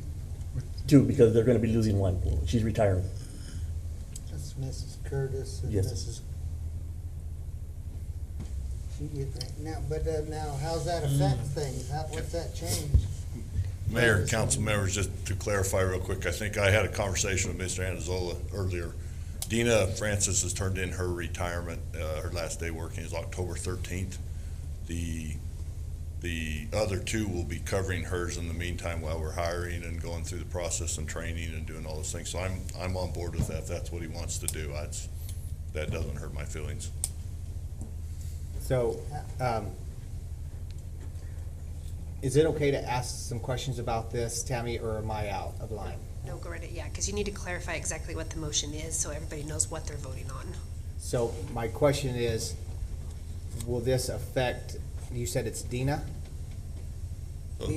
She's already retired, or like, I mean, She's turned in her paperwork to retire. Her last day working is the 13th. Is the 13th of October? Yes. Okay. So that's only 1 pay period away. Yes. Okay. All right, so that's the motion before us. The chief just said that he would be in favor of that. That's very gracious. I need a second. But have you figured out the kinks in it? Is that, just to say that, is it messing with any rates? What's it doing? All that would do would take the $5,000 that officer or would get, and it would just split in half. And half of it would go to one employee and the other half would go to the other. Same cost. Okay, so Cabrina, we have a motion and a second on the floor, and we're still up for discussion. I gotta make sure that that's not gonna tax my chief, and then he's paying for that, and so that he's basically staying, and those other 2 will see the increase, and they will be the ones that's gonna be taxed, because I don't want him to be. No, it would go into the base salary of the 2 other employees, and Chief Orr would have no impact. That's what I was getting at. It's going to their salary. It's not just a bonus, it's a salary. Right, this is a base increase to their salaries. And so then we bring the 3rd one on and we cause compression. Mayor, Councilman Lopez, it would actually help with compression because it would take those that are currently there and move them up so that when we hire someone new, they wouldn't be exactly the same, even though they've been there for years and years. It gives them more of that separation between the office staff. So it actually is beneficial to them, and it helps with the compression within the department. The ones that actually return the calls. Sorry. Yes. The ones And that- I had not Yeah. thought about that, and when you brought it up, Councilman Lopez, I think it's a great thing to take care of them also. Within, I have no issue with that. So this is salary and not bonus. This And this is not a 5,000 in your pocket regardless of matching all other stuff. No, It's this, just, this would be a 5,000 base salary, which would change, which would be paid out through the payroll throughout the rest of the fiscal year. So it's not a one-time check, no. And it's split. It's split, it's 2,500 That's- per individual. Yeah, for those two. And For- that'll It would be- be for Misha and Kim. and is that gonna be spread out the rest of this budget year? Yes, sir. And then it'll also be in the budget for the following year. Yes, sir. Assuming we give Same, them any money. it's still the same $5,000. It would just be, rather than going to the chief, it would go 50% to each one of them. Right, but I mean, because can I call them secretaries? Administrative assistants. Administrative assistants, thank you. So our administrative assistants, I just want to make sure that doesn't cap them out. And Cabrina knows that, you have that offhand, that it's, I don't have that I don't have that offhand, Mayor. because I mean, we don't want to sit here and approve something tonight that changes that and alters that, and then Danielle's sitting there scrambling, he's like, oh crap, now I gotta change their title name to something else. Yeah, it's something else. Mayor, Council, so in my presentation, the recommendation is to actually move the range by 5,000 for sworn officers. So if you're requesting what you're requesting for the administrative assistants, we're actually gonna change their range by the 2,500. Okay, so that'll. So that to answer your changes question, their- it doesn't take them over the max. Okay, I call them the nucleus. we've had a second. Okay. Are we good on the discussion? I have a motion to, and can you restate that, or you want to? Let me, you want to say it, or? To read, So the motion that is on the table as of right now is for all sworn officers except for the chief to receive the dedicated raise that was mentioned earlier, with the office staff, the two administrative assistants receiving that raise split between the two of them for their base salary. and the second was by Councilman And the Hemphill. second one, yes. And I think I'm done with the discussion. All those in favor? Aye. Any opposed? Motion passes. Chief, you might have to put me in protective. Whew, Mikey, if you're gonna throw a curveball, you please call me. We need to vote on, Huh? We just did. just with the motion, yeah. Yeah, and so, man, I'm sorry, I'm unfocused. Item 11.3, Cabrina, enterprise fleets. Okay. This is a request for the mayor and city council to reauthorize the use of general fund contingency for the enterprise fleet vehicles in the amount of $4,260 to be funded with the fleet replacement fund reserves. The city of Safford entered into a contract with the enterprise fleet beginning in the fiscal year 2023 with a pilot program to replace 20 of our fleet vehicles.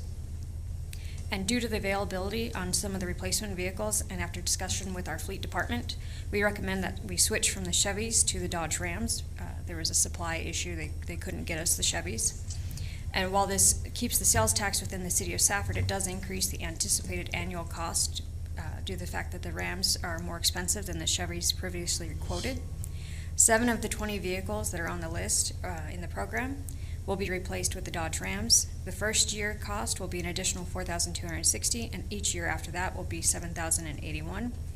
The first year has a discounted cost due to reduction on taxes that apply to vehicle incentives. Some of the GM vehicles, they don't have the same vehicle incentives, the discounts that you can get as originally quoted to reduce that first year payment. And those incentives, those are taxed, so they're not pre-taxed incentives. So they're gonna charge you the tax on the true cost of the vehicle, but they base their annual rate that they charge you on the lease on the discounted price. So because of the change in the first year, you will see a decrease over the next additional year. So, Cabrina, did they give you a time frame of when the other vehicles could be available? They're waiting for us to mayor and council to approve this reauthorization so that they can go out and get them on order. But I don't have a time frame on delivery yet. Okay, because they just said that because they couldn't get to them, or they didn't have enough. They didn't have the Chevys, but they do have access to the Rams. As long as we can get this approved tonight, they can go out and purchase those. And I see we got a couple crew cabs on here. I see we have a lot of four-door trucks that one person's always driving in them. Is there a reason that we need four-door trucks? Is there a reason that we need these crew cab trucks when we only have one person in them? That could save us a lot of money. Mayor and council, a lot of these crew cabs are, we do have a few four doors, and we do use those when we do have inmates to haul around inmate staff.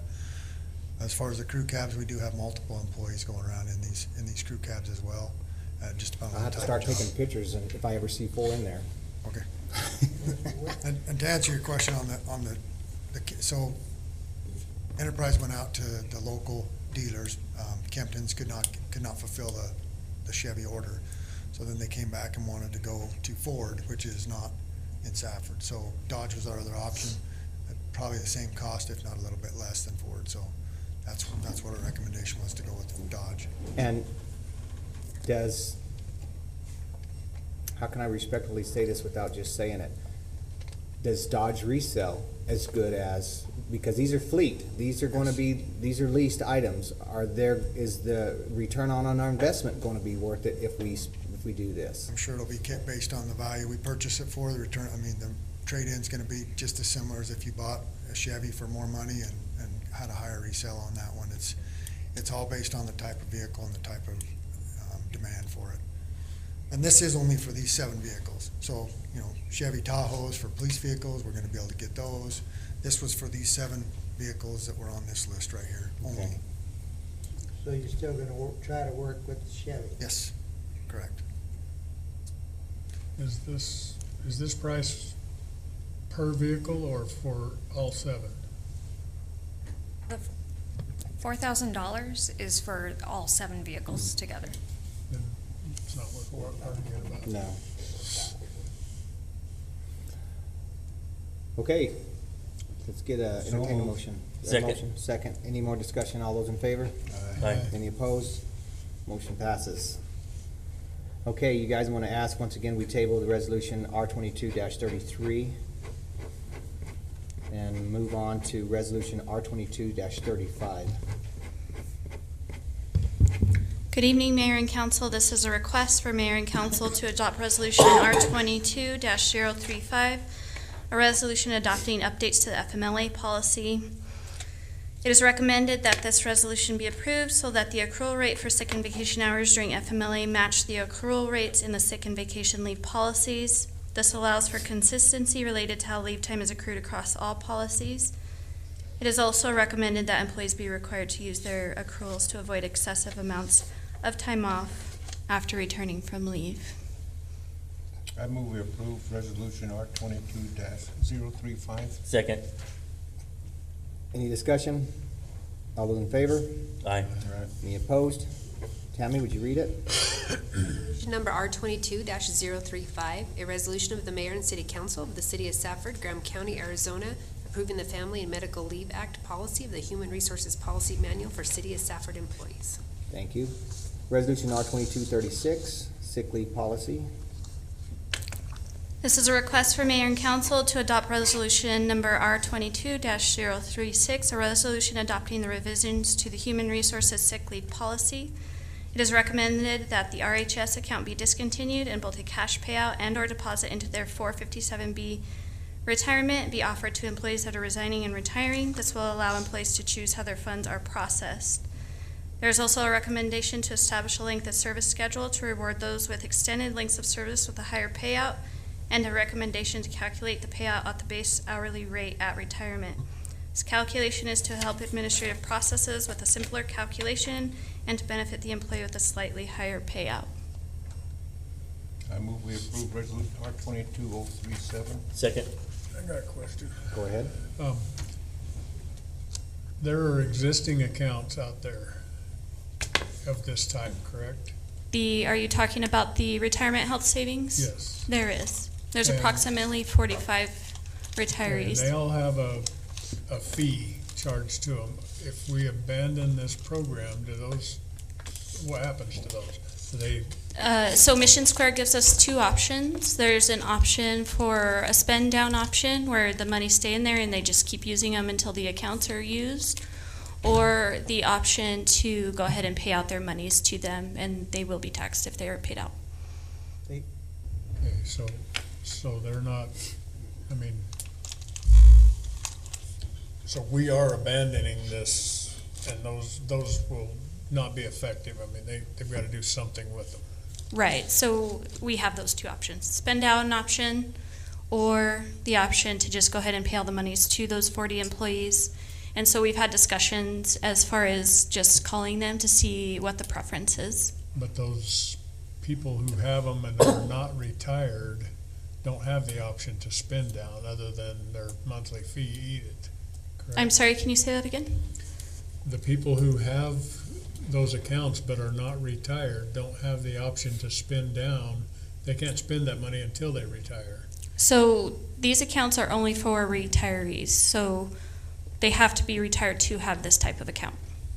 So what's the account I have that all the existing firemen were given $3,600? You may be 10 years ago? referring to the health savings account. That is separate from the retirement health savings. No, it's retirement. I cannot use it until I retire. I'd have to look into that further.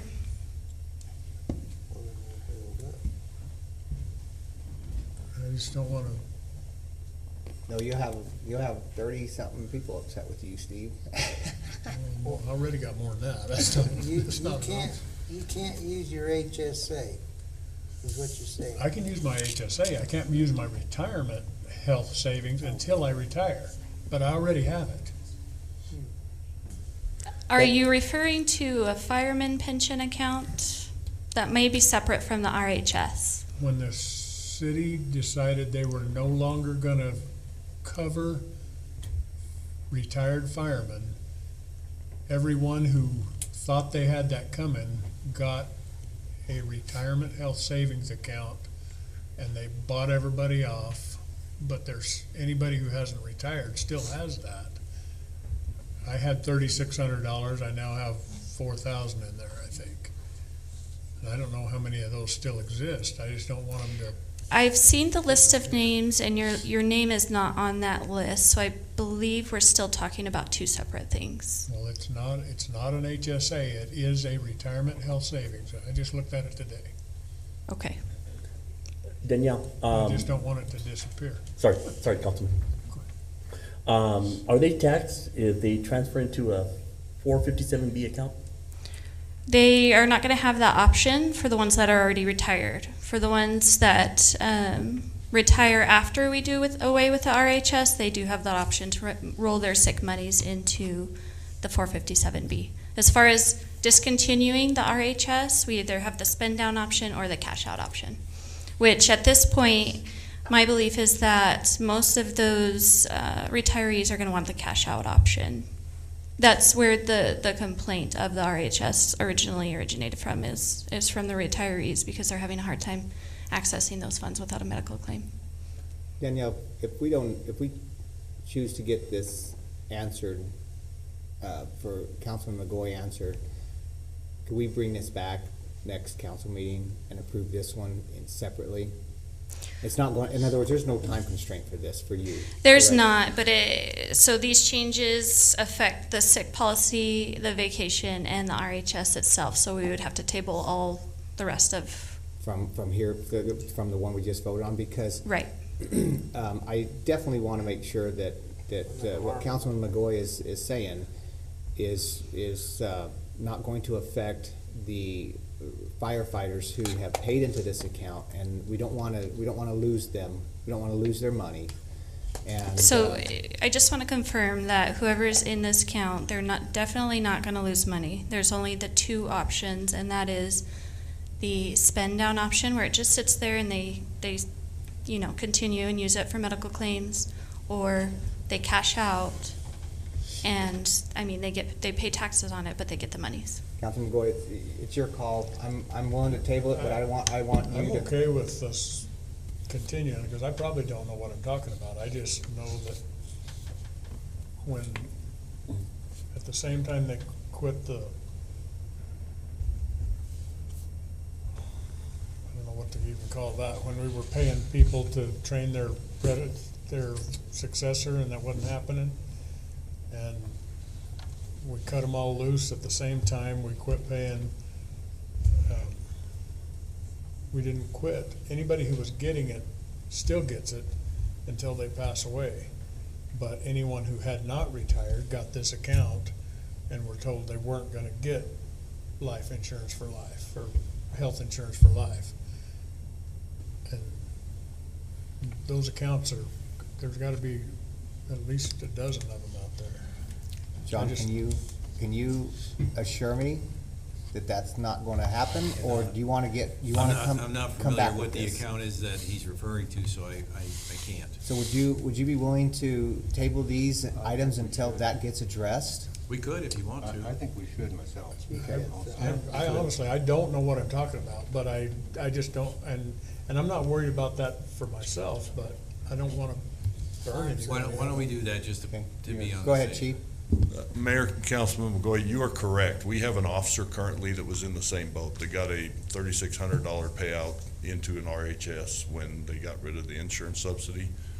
His question, and I've asked you, was how do they get their money out? So he's hoping this goes away so he can cash it out, basically, because he knows it'll be years before he can ever touch it anyway. Well, I know I can't touch mine. And so by doing away with the retirement health savings account, it gives you the option of letting it sit there and using it once you do retire, or you could cash it out. And he's asked me, how does he get it out of there? So you are correct in that. There are a few, probably 10 employees maybe, that still have that out there. They're currently working. Danielle, let's go ahead and table this until you get the clarification, and John, and you guys just bring it right back to us. And Well, I think if you know that it's covered, but when you tell me I'm not on the list and I know I have one, I think it's just safe.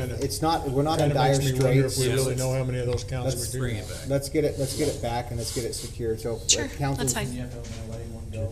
So, yeah, so the FMLA one's fine, it's separate, but these other three are all tied to that RHS, so we need to table the rest. perfect. We're going to table. Do you want me to do it individually since they all are different numbers? So Vice Mayor Ortega already made the motion to adopt it, so we need him just to amend his motion to actually table the item. Okay.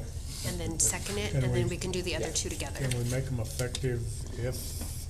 I think he just withdrew it, so. Okay. So let's go ahead and table, Sorry. can I do all those three? Let's go ahead and table all three of the, So item 12.3, 12.4, and 12.5? Yep. Okay. Do we have to do it in a motion or no? Do you need a Yes. motion? Yes, I make a motion, we table these items, Mayor. Have a motion Second. and a second. All those in favor? Aye. Any opposed? Motion passes.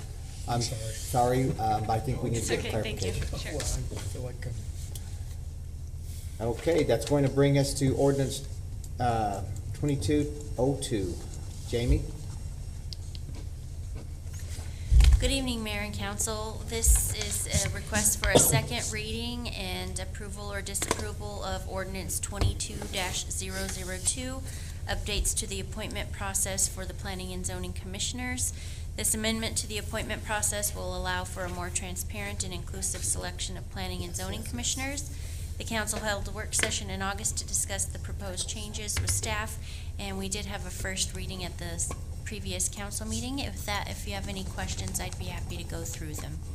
I move we approve ordinance 022-002. Second. Any discussion? All those in favor? Aye. Motion passes. You want to read that? Ordinance number 022-002, an ordinance of the City of Safford, Graham County, Arizona, amending Title 17, Section 17.84.110A, Planning and Zoning Commission, creation, composition, terms of members, vacancy, compensation of members of the City of Safford Municipal Code to update the appointment process for Planning and Zoning Commissioners. Okay. Bringing us to item 14, P card report.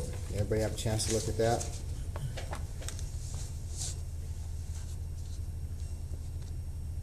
How about 5,000 over? How about over 5,000 expenses? Okay, moving right along. One. Oh, you do? Okay. Hey, I don't know, there was a Pueblo parking, it was only for $6, but it was a parking validation for the DPS interview.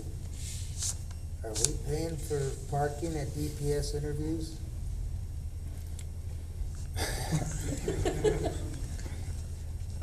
Mayor, Councilman Lopez, that was for our officer-involved shooting where they had to go to Tucson to be interviewed by DPS officers. The parking downtown Tucson had metered parking or whatever where they could get parking to be interviewed. So that was also part of the rental that we used so much fuel on? No, the rental was for an officer to go to, he went to the Utah Salt Lake area for chemical munitions and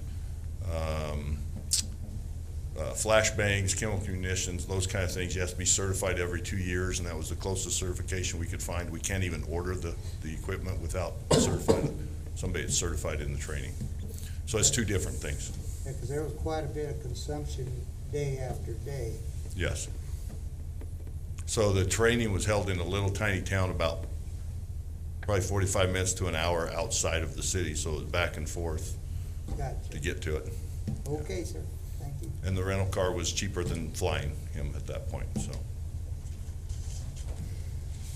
I would have flew, I wouldn't have drove. All right, announcement of current events. Mayor, are we gonna have the fair parade or? You mean be in it? Yes. Yeah, I think we should be in it. Everybody in agreement, so I can get everything arranged? You're always in charge of that. Okay. Tell us what time you want us down there. Okay, I'll let you guys know. Okay. Anybody else have anything under announcement of current events? Requests for future agenda items, anybody besides myself? So the balloons, you'll do something for that, make a, however you want to handle that. Have a donation as part of that request, to have a discussion action item for it? You know what, you could bring that on. I don't know that'll, how much. I'll bring it in that form, we'll go from there. Because I think we might get some, anyway. And so I have another thing. So we ended up almost getting pretty close to finishing up the influent line, I'm hoping. And that's supposed to free us up, quite a few homes for our area. And I don't want us to forget that the Safford residents are the ones who helped fund this. I realize that WIPA did the funding, but it's tax-based and it's our people.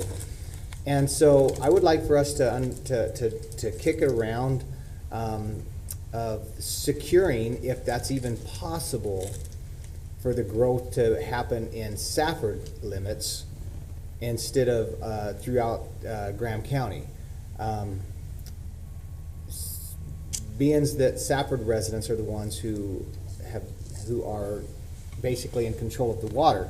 And so it's something that I think we should have as a council as a discussion and see what staff has in store for us in that direction. Sound good?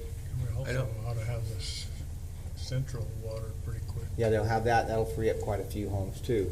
Yeah, I don't know how we. Well, we can talk about it, at least think about it and let us kick it around. And if the council likes that, then of course you're going to have to do some magic. You said you have a crystal ball that's just not talking to you right now. Yeah. Maybe you can get it to talk to you. I think it left.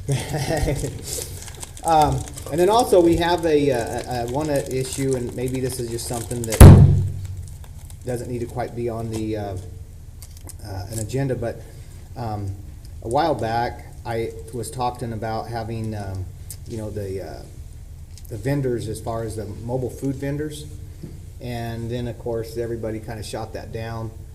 Now we have food vendors there that's parked along the railroad tracks, and they've actually brought in a outhouse. And my understandings are that those food vendors are supposed to, relocate after so long. But, we're going on an I don't know, you guys, maybe I'm just being ridiculous, but we have an outhouse that's, that's there, and it's just become an actual parked entity. And So if we're okay with that, then let's bring back the idea of the food court coming back on. So I want us to kick that around. Anybody else? All right, report on operational items. CIP updates. Gabe? Thank you, Mayor, Council.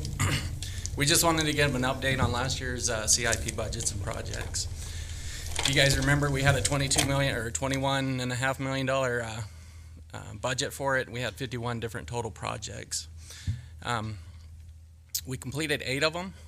There was 9 that was in construction as of last year, 5 that went to a bid and award, 17 that were in the design phase, and 7 of them not started. Some of that was strategic on our side of it, based on some of the conditions that we were seeing, the inflation, some of the challenges that were along the way. Some of the status or the project highlights, obviously you guys are fully aware of the 20th Avenue, the ADOT funded construction that we're doing over there with the widening. That one is a little bit behind schedule. We're planning on finishing that one probably February or March with the new timeline that they're kind of showing as of right now. The reclaim line, the one that takes the reclaimed water out to the fairgrounds, that one was also, we've seen some delays on that for materials, but that one's on schedule. We're planning on finishing that one here come December, but it was started in construction as of last year. We have the copper replacement program that Dan's group's working on. That one's under construction, and we're planning on that one finishing as of December as well. We were able to get the construction runway 826 and design as of last year, and in fact went to bid and had that construction completed the Q1 of this year. The flat roof repairs around the city, that one was also delayed based on materials availability, but that one's currently underway. You guys will see a lot of scaffolding and stuff around the city halls. The fire station's been completed as a Q1. The other one that we highlighted here is on 20th Avenue, traffic signal. We put that one on there just because of the timing of it. We're trying to get that one. We're probably going to get to bid in about 2 weeks. That one's going to come up for bid, and we'll be able to see where we stand on the traffic lights for 20th Avenue. Some of the highlights. Obviously, you can see there was a lot of delays with a lot of challenges with regards to last year. The 20th Avenue, we experienced that big delay that was in there, and it was 30 plus days for the concrete shortage that we seen. That flat roof repairs, that was a material restriction. We actually seen a pretty good delay on that one as well. There was over 200-day delay on that one based on some of the product and availability. Some of the things that we'll also highlight within the challenges of last year, we did have the Carrasco well treatment that came out for a bid. We wound up having to reject that one. We had one bid come to surface, and it was over budget. It was $2 million over budget, and so we rejected that one. The reclaimed pond, that one also came up for bid, and was also 1.7 over our budget, so we rejected that one as well. The one thing that I highlighted in here is currently we do have 22 internal projects, and with us rejecting some of these, it's definitely bringing those resources in-house. We're going to try to plan on doing some of these in-house projects because of the way that it is. Obviously with the reclaim line, we want to get that in place as we finish the reclaim water line so that we can have that. So I know we're putting a little extra burden within our staff trying to balance this. Obviously with last year, the cost, we're balancing that, and I appreciate our staff kind of working through some of that.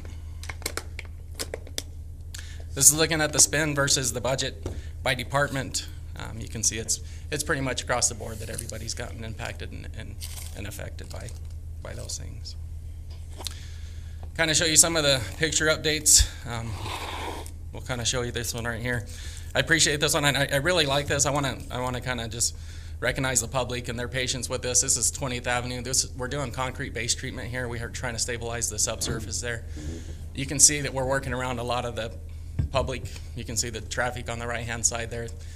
I just appreciate them. I know they've had a lot of patience with us working through this. It's been congested and pretty heavy over there, but appreciate everybody's patience in that. This is looking at the retaining wall. That's kind of on the south end of the project for the construction of it. And as mentioned, we did the 826 project that was out there. This is actually looking for probably more Q1. They were actually able to go out there and resurface the runway 826 on this one here. So this one here is one of our internal projects.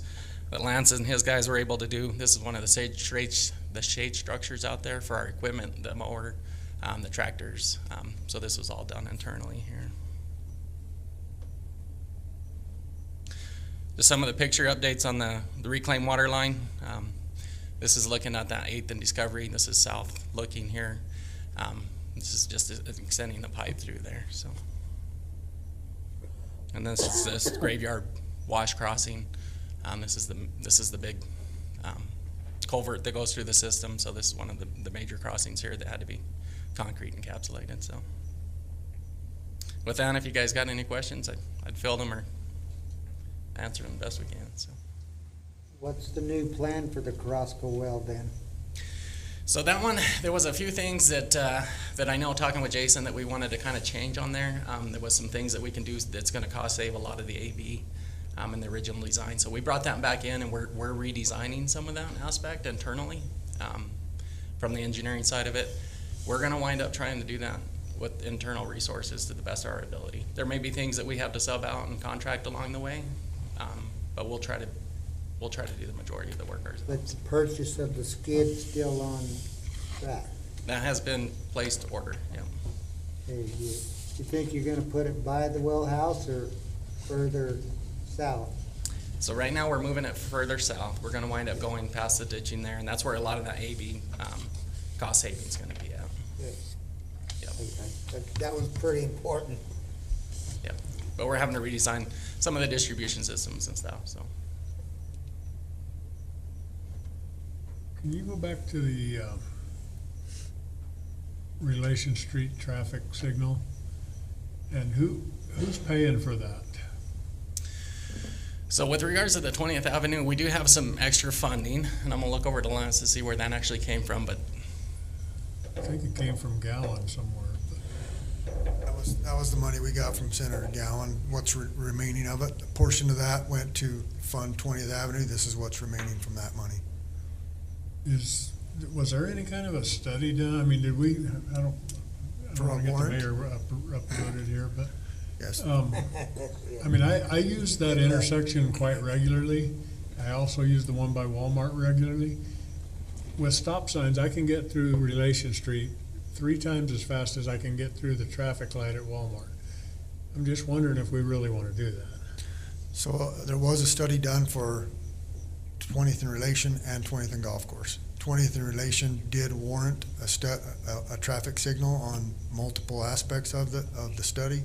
Golf Course did not. We're designing and bidding for both, but the way our bid's set up is obviously I don't think we can get 2 lights for that money. I really don't. But we're gonna bid it as 2 separate and then a combined project, because obviously if somebody comes and does both of them, there's a little cost savings there. We're gonna see what the numbers are and then bring back to you guys what we recommend doing. But what warrants that? I mean, it's not speeding up traffic, is it? It's based on a traffic safety thing? flows. It's based on traffic flows. And when you've got an intersection with, 4 lanes basically in both directions and then another single lane, it makes it a little bit dangerous right there. Relation and 20th makes me a little concerned.